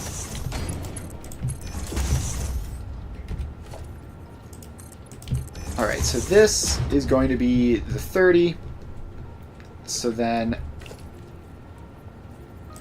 the remainder just loops back in. And that's 30. So now I think this has to be a priority merger. Even if it doesn't, it's always better to have good control over everything. Make sure that it works. So this is a smart splitter, which is right any center overflow. So we take 60 off of this. And actually we're going to have to turn that into a merger to fit in. So we merge this into 3. And 2 of them go back. If I could get that rotated correctly, that would be great. Alright, so you go back and you go back. And I think now this has to be more than 60. Because it's 30 plus 40. Yeah, so that is 70 getting recycled in there. Then we have this belt, which is 20. We then split it up and take that over that way so that 2/3 of it can go in, and now that should be 6.6 repeating. And then this should be the rest. Alright, so now we just need to connect the main line across, which is only going to be Mark II belts.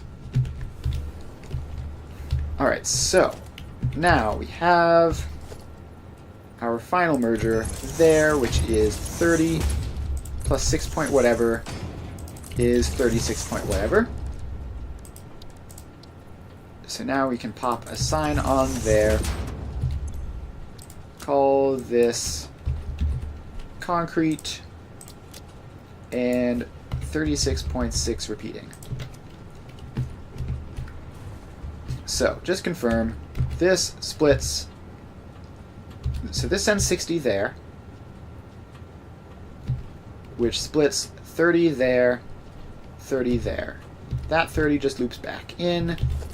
That's a Mark II belt. And then we have this. Oh, this needs to be connected. So that sends 60 there, which sends 40 there, 20 here, which sends 13 point something there, and 6 there.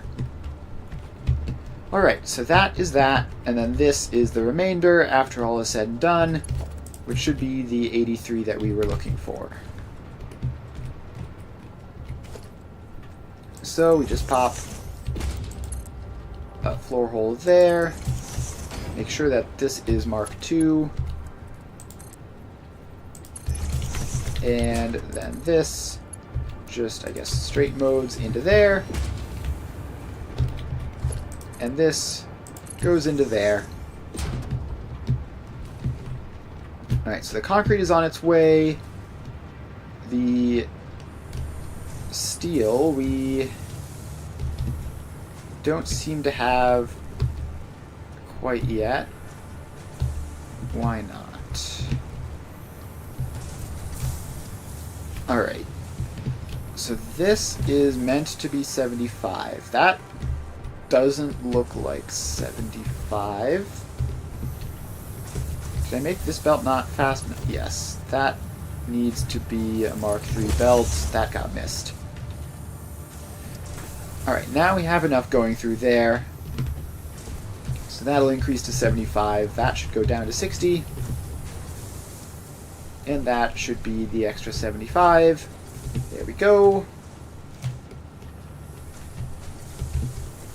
And obviously this not actually doing anything means that these should both get more than they need. So that will be fine for the time being. And we have our steel making its way in. The concrete is already lined up. So now we just need to find a power line. They're so hard to spot. There we go. Now that's all powered up, and we have our encased industrial beams here. So then we take the rest of the concrete, the rest of the steel pipes, the modular frames we just made, and the encased industrial beams we just made to make heavy modular frames. So, where did the modular frames go? The modular frames are all the way up there, right? So the rest of this is all going to have to go up a couple levels to match it. That is what this is, yeah?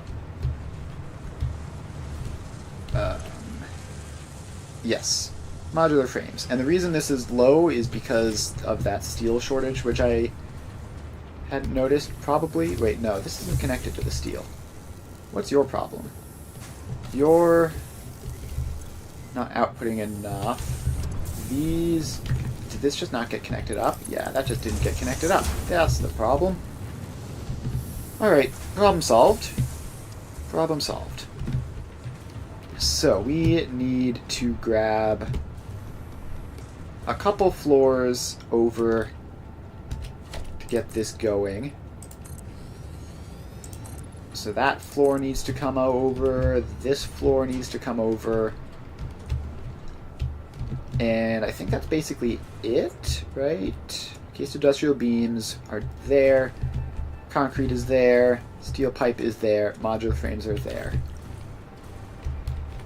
So yeah, we just need to basically get this whole section up to the modular frames.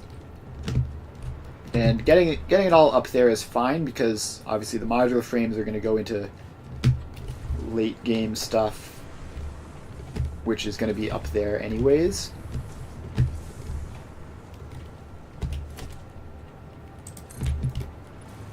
Alright, so this comes over like that. This is going to also have to come a bit over like this and like that. So now we have the floors in approximately the right spot. This isn't working. Why not? Did I not connect this up? Or did I not set the smart splitter? I didn't set the smart splitter. Right any center overflow.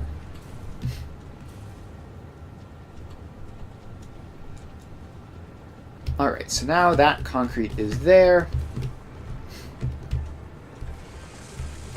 These encased industrial beams are there. And it looks like we might not be getting enough concrete here for some reason, which is a concern. Let's see, is that connected up? That looks connected, and it looks like Mark II. This doesn't look connected. What in here? You got missed. There you go. And did you also need a connection? No, you have the connection, you have that connection. Alright, so that should be all good. Back to dragging the belts up. So this floor comes across to here. And that gets a floor hole. And this is like 36, so it can be Mark 1 just fine. Then we need that to meet up with all of this. So we can actually just sort of align these as we go. So this is going to come around on this floor, so that it is going to be next to the encased industrial beams. And then we can also get the steel pipes over here as well, because this floor is relatively clear. So we fill all that in. Now you go up and into there, like so. Then we come around over to here. Alright, so now we need to set up this. So this floor has to come over to there-ish. And we are starting to creep into the ACU factory's territory, but that's fine. Alright, so up here we have... Well, we're just going to have 3 of these, I guess. So you come down to there, you come down to there, and you come down there but facing the other way. So then you get connected to those. This one goes around from here. And this one comes in from there. Alright, so that is the biggest step there. Getting those 3 all aligned together and up that floor. Now we're basically entirely in open space, so we can just be pretty easy. And these are all Mark 1 belts somehow. So up we go. Now we're on the correct floor. We just need to maneuver them over into the right part of the floor, which is not over here, because again, this is very much encroaching on the space of the ACU factory, which I want to avoid if possible. So these belts then loop around this way, and they go over here to where our modular frames are. And then we're going to have to set up a manufacturer. Or it's going to be 2 manufacturers, which should be 1 blueprint, I think. Yeah, 1 blueprint should be able to manage that. So this just comes forwards. Let's see, the encased industrial beams and the steel pipes are up here. Is the concrete making its way up as well? Yes, it is. Looks like it's going to be here any second now. There it is. Alright, so now we can go... Now we're in this general area. We have to pop down our manufacturer blueprint, and it can't be the computer manufacturer blueprint that we had used previously, because that only has 3 inputs, but we do need all 4 inputs.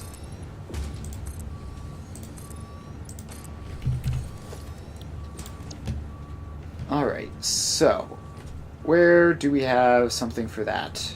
It's not computers, it's gotta be some manufacturer recipe. Supercomputers, maybe? Yeah, this should work. Big, tall, old thing. So that can go in, make sure it's lined up. And yeah, I mean, it doesn't really matter, does it? We just pop that in there, and then we're just going to have to get all this stuff in one way or the other.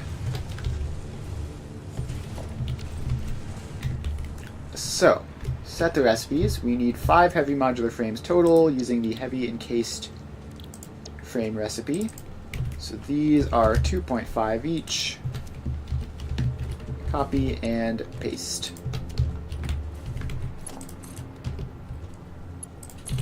Power them on just for the future. And that goes in there. We need to fill out this so that it covers everything and it looks like it has a proper floor. There we go.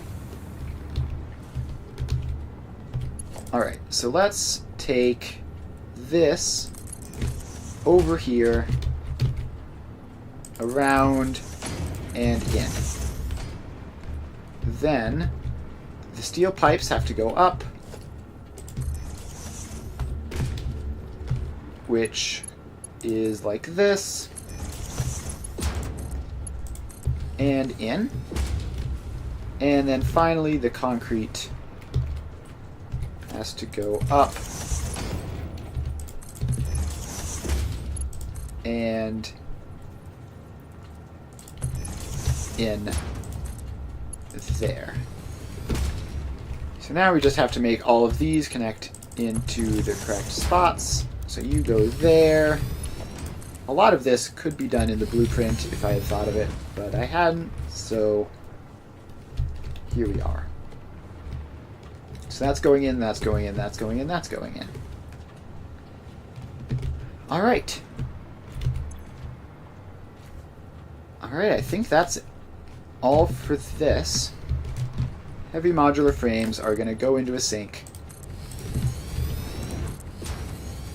And then we're going to have to figure out what the next step is.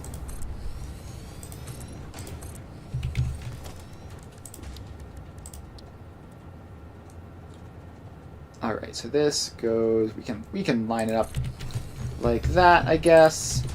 And then we get our smart splitter and the belt going in. Is that, no, that is facing the right way, right? Oh, this belt itself is the thing that's facing backwards. It's technically supposed to output the other direction. I want it to output this direction, so that's what we're going to do. So you loop around like that, go in, and connect across. Then we're all connected.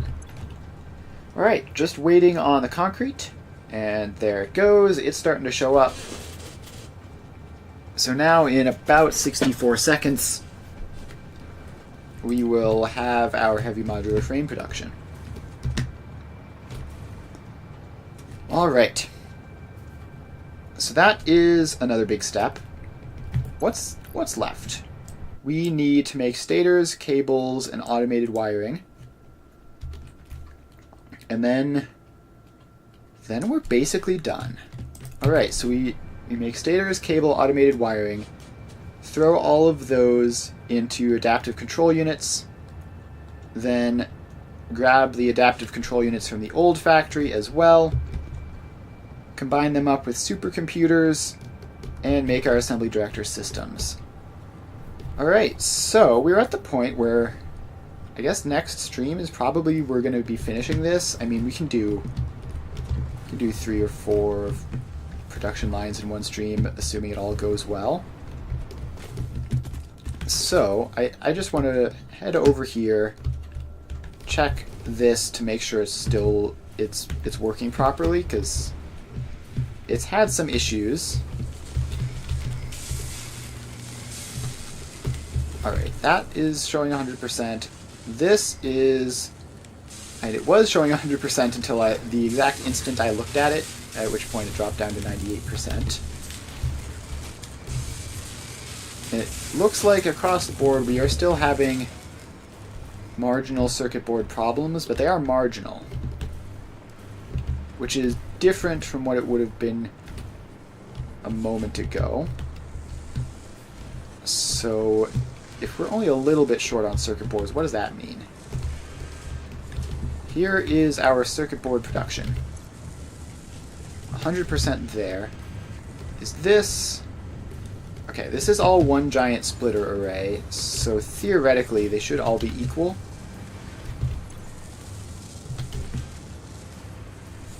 So that this is 98%. So the petroleum coke is apparently a slight problem. Not a big one, but just a couple percent, which isn't ideal. So this is showing 94%. It's got enough heavy oil residue to run a couple consecutive cycles. So I think it's just a question of it eventually balancing up. And the rest of these are all good. So yeah, I think this is good. I think this is going to hit 100%. And I don't think it'll hit 50 out of 50 heavy oil residue. At least it shouldn't, theoretically. But, I mean, it looks like it's on track for that, at least. If that pipe is getting more heavy oil residue than the others are, then that could be the cause for it. All of these machines look like they're in the green. Yes. Looking solid over there. And our fluid buffer is not full at the moment, but doing pretty well.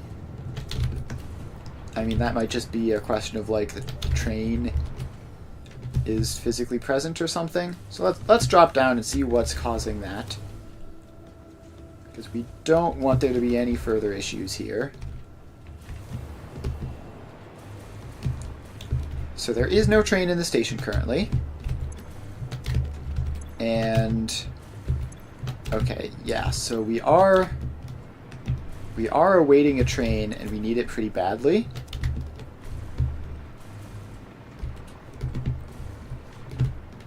So we have our 600 or so in there. Then we have the couple thousand upstairs, and then we're going to be out of crude oil. So, with that in mind, there should be a train on its way. Yes, there it is.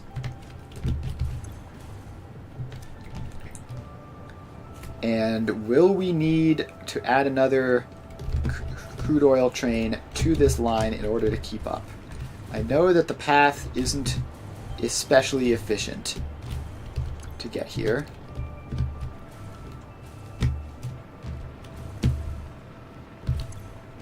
Alright, so this is still doing its thing.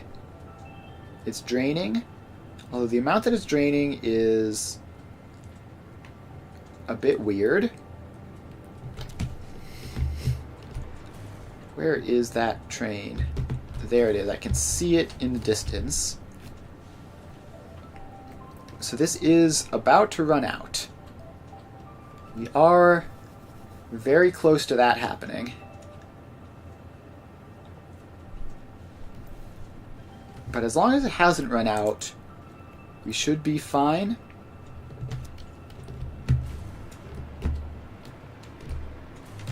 Alright. It's very, very weird how this is working. I mean, you would expect it to be draining at somewhere in the vicinity of 400 a minute on average. Not what it's doing here. Alright, so the train is arriving. And I just want to check if things ended up propagating through to the point where there's an issue just before the train arrives. Because obviously after the train arrives, we should be fine. Unless it's not a good train. So this is down to like 1300. Which is enough for it to be okay. It's not... I mean, it's not like this is all going to stop producing while this has 1200 and slowly dropping supplies in it. But it's also not ideal. So we do want the fill rate to spike back up to the 600s, which looks like it should be happening. I don't know why we're seeing those drains of 800 temporarily. it can't go back because there's a pump there.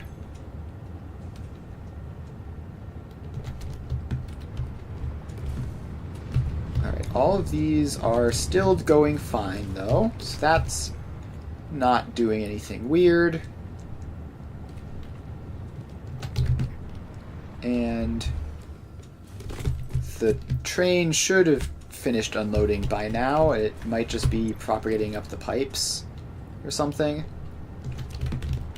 Seriously, how is it draining in 900? There shouldn't be like any backflow with that pump there preventing it. Alright, we're going to drop back down.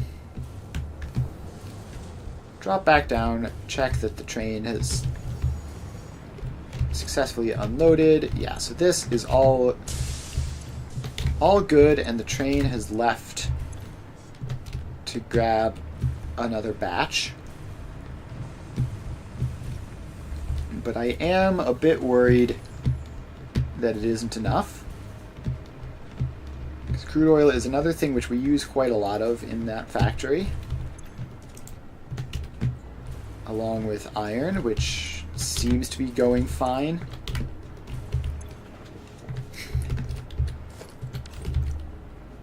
So that is going along. This is emptying, which should empty that train car, and we should be fine. I think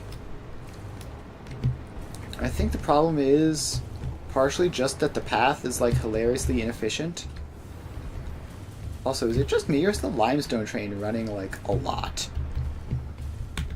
I knew I was using limestone. I didn't realize I was using that much. It might be an issue. So that train is just left, and it's already pretty desperate, aside from the last one.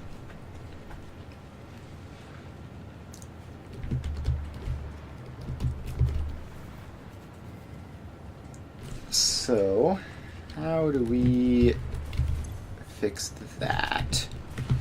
Now, it's probably okay. It's probably okay for the limestone to be like that. I think what we need to do is we need to just, like, make the actual trips shorter. That's what we need. Like, at this point, this whole thing is suffering because of that, which is pretty bad. So if we could just get this intersection entering or exiting both ways, preferably both, then the trip would be a lot shorter, because you could just go down that line directly through the most busy portion of the factory, but it's probably okay. You probably have to go through part of that anyways. And the problem is that all of this is too close to each other. But I want to just try it. So you go there. You go there. Okay, so what I think we need to have is we need this whole area to just be one block. Or maybe something like that block signal needs to not exist. So, what does that do? And I think that's a path signal. I think if we just get rid of all of that, take those two out. Now this whole big area is all one block, which should allow trains to go down that way. And so I think what was happening was that, like, a train was going into this intersection, then having to stop here in the intersection to wait at this intersection. But that should never happen now that this is all just considered one intersection. So we'll see this train Actually, this is the backup train. So yeah, we do have a backup iron train, but the next train to leave from here, which will be this one pretty soon, actually. That was good timing. So this train will leave, and it'll go down that way. And it should get it any jams, and it should just be very efficient and take a nice shortcut.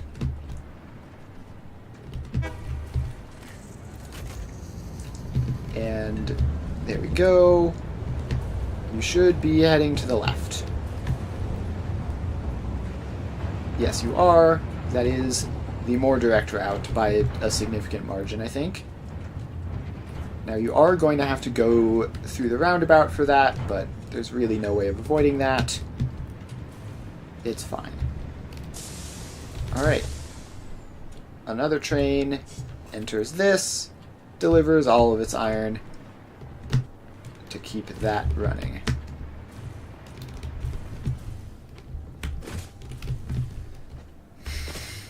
Alright, so now we head back over to the oil, where the train is probably still taking an inefficient route because it scheduled it before I made that change. But we do have a lot of oil in all of these. We're still draining the back two, although we're pretty close to done with that. We take this up, and we head over. This fluid buffer should be full by now. It's not full, but it's mostly full. Definitely filling. Alright. Didn't notice that there were like flying like bugs or something in the air up there. I don't think I've ever looked up before. At least not during the daytime. I often look up at the night skybox, which is quite nice.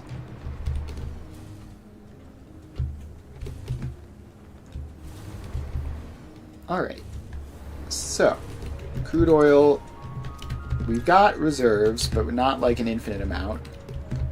So it would be nice to get this trip going fast.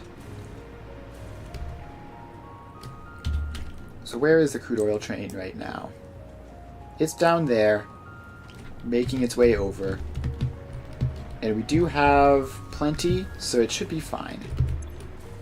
Like this, all of this isn't going to run out in the time it takes that train to make it here. So we should be fine. I guess there was just like occasionally the traffic is worse, which causes problems. I don't like that being an issue, but I guess sometimes it is an issue. Alright, we've run out of coal, so that's going to grab more. Yeah, this is a whole process. I really need to sit down and think about the train network and make it more efficient. Currently is not ideal. And it's not terrible either, but it could definitely stand to be better. Alright. Let's see here. I think we're probably going to wrap up the stream here in a little bit. I might... Let's put the stators together at least. So one last thing for this stream. Grab 75 steel pipes and 200 wire. And make some stator. Wait, didn't I already do that? Am I crazy? I feel like I already did that. I'm having deja vu. Steel pipes going over this way. Yes, I already did the stators. I'm a genius. Alright. Go me. I forgot that I had done that. As soon as I said that we need to grab the 75 steel pipe and the 200 wire, I was like, wait a minute, I've grabbed those two things before. So the stators seem to be going fine. So in that case, the last thing we need to do is just cable to automated wiring to adaptive control units to assembly director systems. So we are real close. So the cables, though, is going to be the big one. takes 1,000 wire into somehow only like 17 constructors on the default recipe. That's crazy. Alright. This isn't fast enough at the moment. This should be 520 and it's showing like 503. So which of you isn't going at 100% and why? I feel like we must be missing something. Did we just like build it too early? Is there... So this is getting its 480, obviously. That's no problem. This is getting its 130 some, although that's actually dropping occasionally. It all seems very inconsistent. That's a Mark III belt, and it isn't always enough to deal with the spikes from this.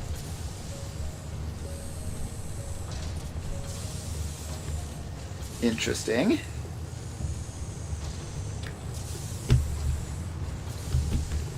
I don't want that getting wasted, so what we can do is we can set this belt to be Mark III, since that's all it needs to be. So now that belt being Mark III and that belt being Mark III means it'll always be able to keep up. And we won't have stuff getting wasted unless... Well, yeah, we just straight up won't have stuff getting wasted at all.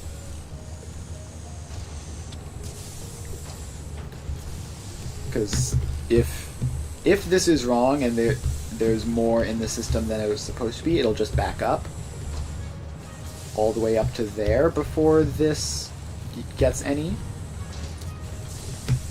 So that should be fine. We are actually starting to see that happen. So we have that wave there go and eventually dissipate. So yeah, because these are 75 seconds to make 9, it's just insanely... It comes in massive bursts, basically, as opposed to being a nice stable value.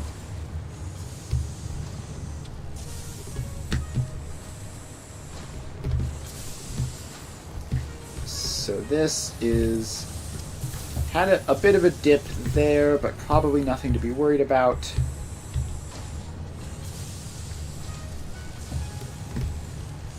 Alright, so, I mean, they're all producing properly, like at the right speed and everything.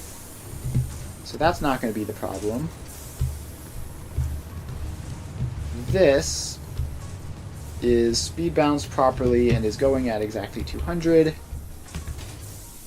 But if we go over to here, this should be 520, and it is instead showing, I mean, pretty consistently below that. It's not even a question of whether there are massive bursts or not.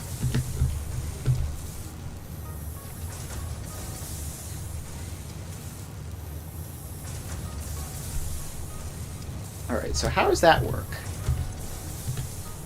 This... I mean, there's some getting past here, despite the fact that this isn't getting enough. Oh, well, there's supposed to be. That's just how we split it. Okay. So we have some number greater than 480 going in here. We have 480 going off this way. Then we have another 60 going it that way, and now there shouldn't be... There should be like basically nothing going through here, I think. Okay, how do we fix that? Okay, what if we just take that belt out entirely? We just chop that. So will that cause this to go up to the correct number? Will it cause backlogs over here? Those are the two questions that we have to figure out.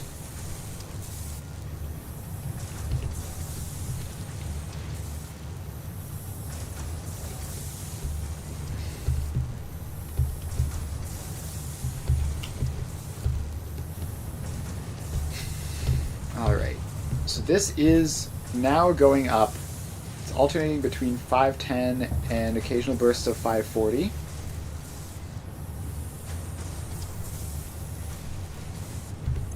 So once that bit back there is out of the window, it'll calculate properly, and it should show 520. Yeah, okay, so that shows 520 there.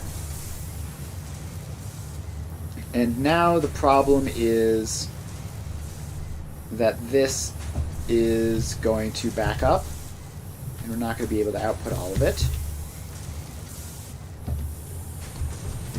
Which is what this was supposed to be for.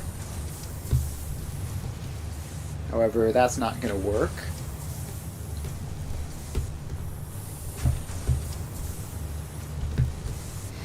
So we need to sort this out so that it works better.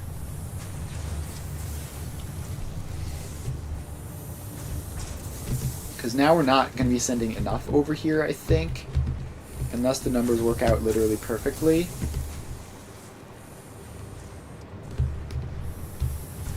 So one option would be to build this just like one stack later over here. And that would ensure that this line is always going to be good. Because currently I think we have the problem that there's not quite enough on this line to justify that. Let's calculate, actually, how much it is. This is 21.6, and there's 1, 2, 3, 4, 5, 6, 7, 8, 9, 10, 11, 12, 13, 14, 15, 16, 17, 18, 19, 20, 21, 22, 23, 24, 25, 26, 27, 28, 29, 30, 31, 32, 33, 34, 35. So, 21.6 times 35 is 756, which is very nearly 780. Then we subtract 200 from that to get 556. So, if we are here, we should have 520 going this way and 36 going this way. But we actually have 520 going this way and 20 going that way. So we just need an extra 16 to go that way. How do we manage that? Well, we could have that belt back in. And that Mark 1 belt would be able to manage the extra 16, but it also has the potential to carry off more than it's supposed to. It might also be that just this being buffered like this causes the output to be stable enough for it to work. Alright, let's pop in a throughput monitor over here, which should show 16. And it's going to show more than that, of course. We're going to label it as wire 16. Alright, so we've got that.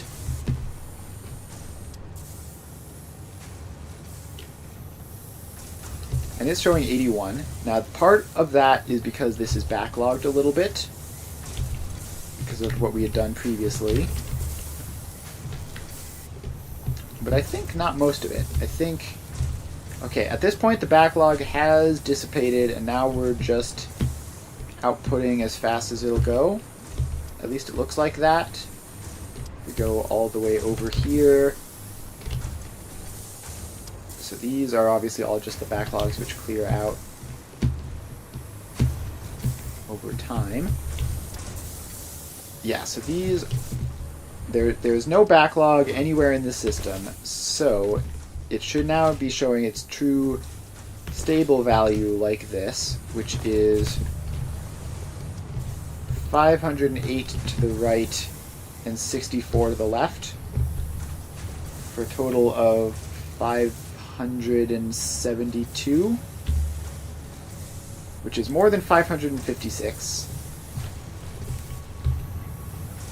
And that's a problem. Alright, so what I can do is I can make this simpler. So, we're going to get rid of that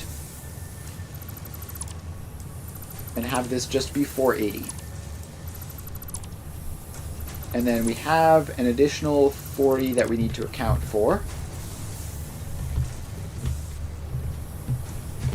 But this is now a Mark IV, which should set this perfectly stably at 480, and then this should be minus 480, should be... that's definitely wrong. Oh, it should be 76 over to the left. Okay, somehow this is still calculating out. Oh, this would need to be a Mark II belt in order to keep up with that. So pop that in. And we'll see if that actually works. If that is able to stay stable at 480. Which it might not. There might be enough gaps on this line that occasionally this doesn't go through. But it's looking good for now. Yeah, okay, there we go. Those gaps do exist, as it turns out. Alright, so how do we fix that? These belts are all as slow as they can be. And this is 500 some, so we can't do anything about that. What we can do is we can try to double down on this. So if we have like that, let's say,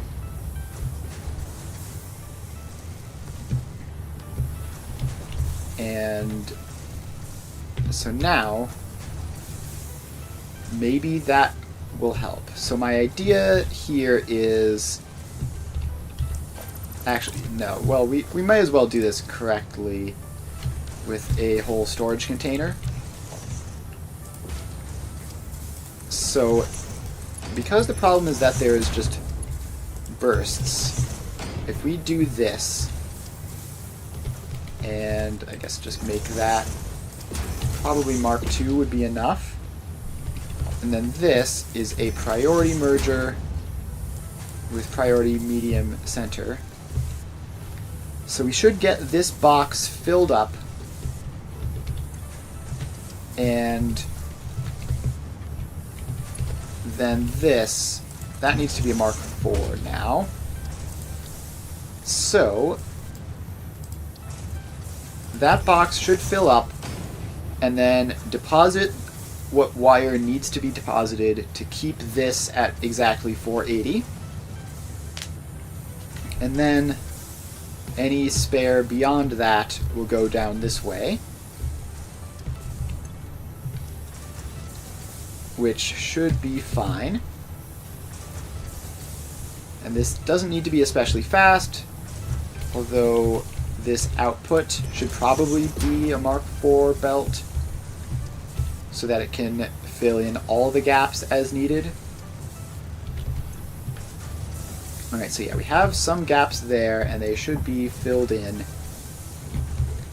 Should be filled in by this. And can I just... because this is going to take like a year and a half to load. So I might as well help out by loading it some myself. And that should be...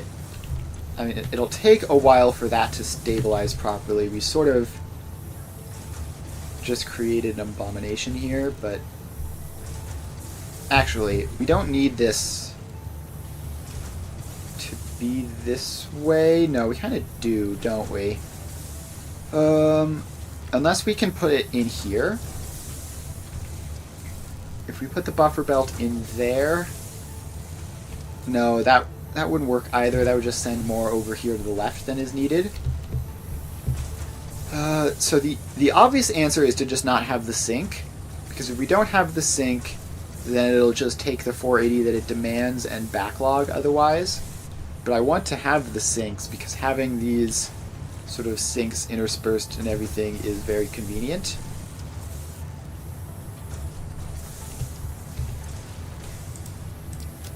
Alright, let's clean out my inventory because it is absolutely packed full of random junk that I don't need. The screws can actually stay simply because I don't have them connected up to dimensional storage, and sometimes you need them for like an awesome shop or something. So we can keep those. The rest of this stuff can mostly just go away though.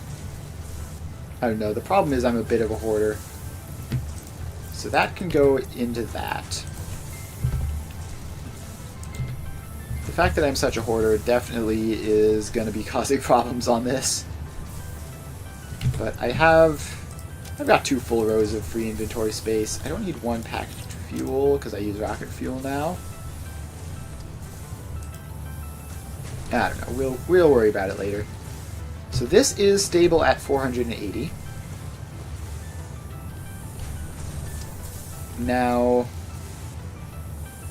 okay, I think having this here on this corner is just unnecessary. If we build this further down the line,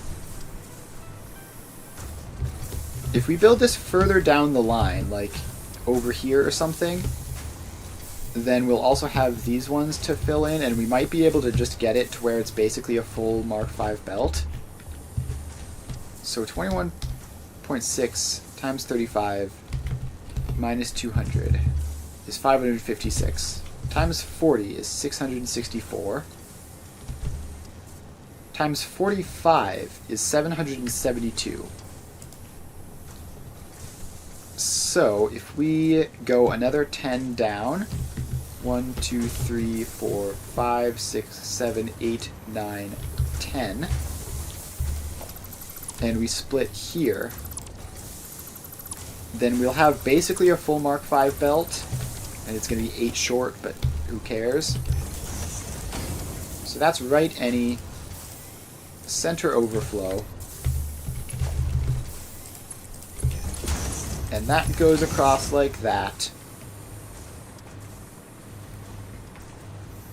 and this whole situation over here goes away. We don't need that, and we don't need that. We do need you to be Mark V though. And then, I don't know, now we can sync that wire, it's fine. Alright, so we can take, no, let's just take all this stuff out. Do I have enough inventory space for it? I do. Alright, so instead we go over here and we set up our system over here where the belts are a lot closer to saturated. 772 out of 780 should be more than enough.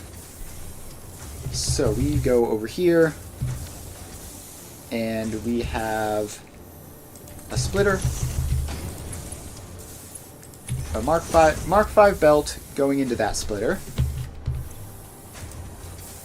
which is the priority.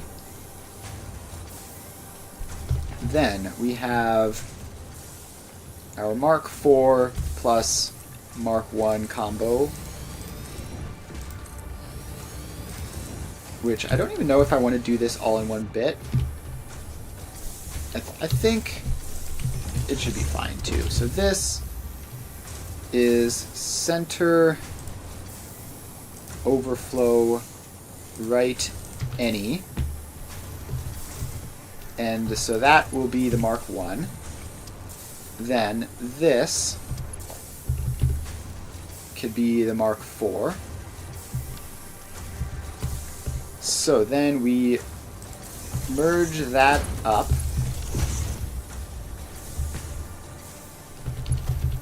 So that's a Mark IV, which should be good.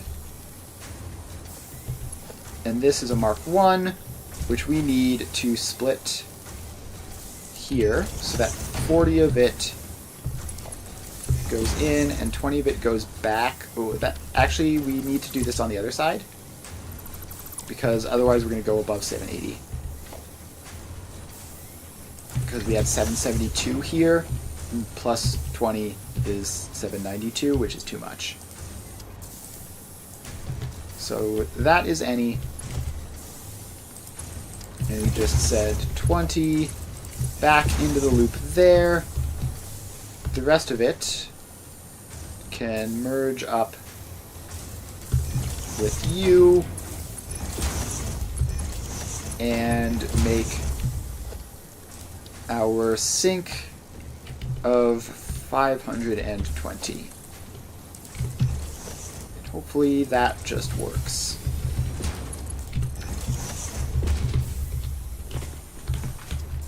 So we have to power the sync on and get a throughput monitor. I forget that it's in logistics and not organization. It feels like it should be in organization. Alright, so that goes in. That goes in. You get set as wire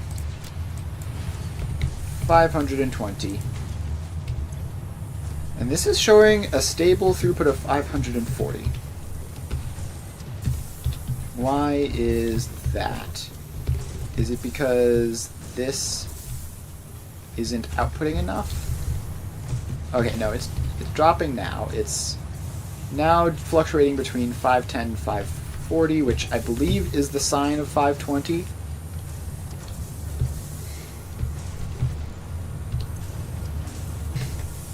And that should be that.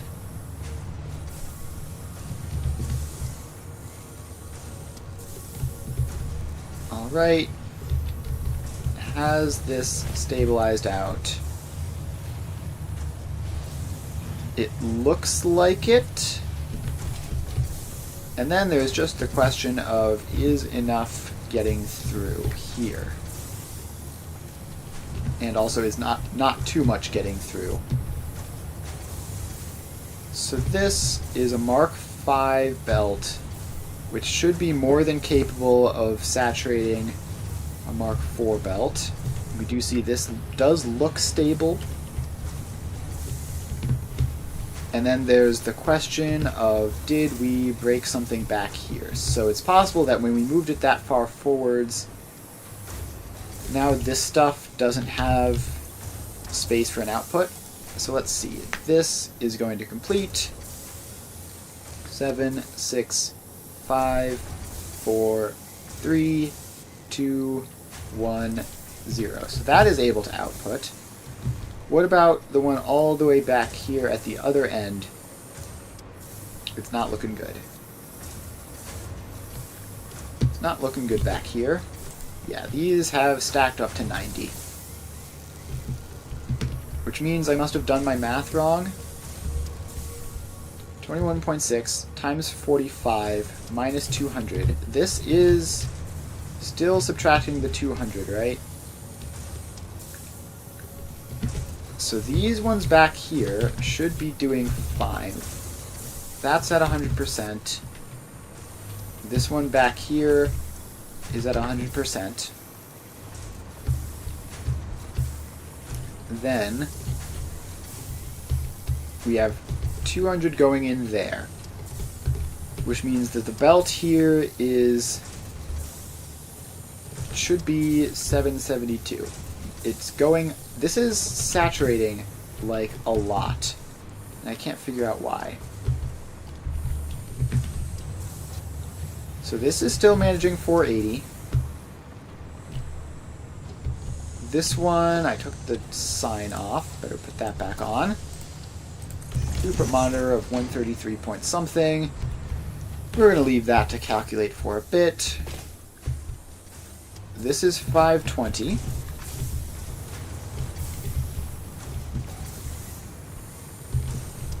And yeah, I feel like this should be working. But obviously it isn't. So here we have a throughput of 563. 565 now. And then we take 520 off of that. Alright, where does this backlog even begin?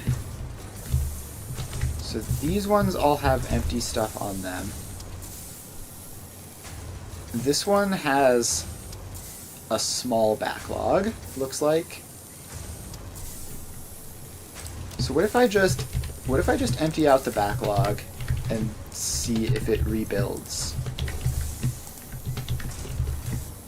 So let's grab all of this wire and see what happens.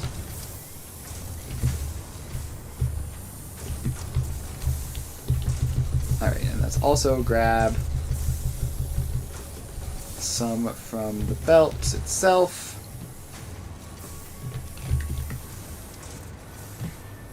Alright, this doesn't seem to be working.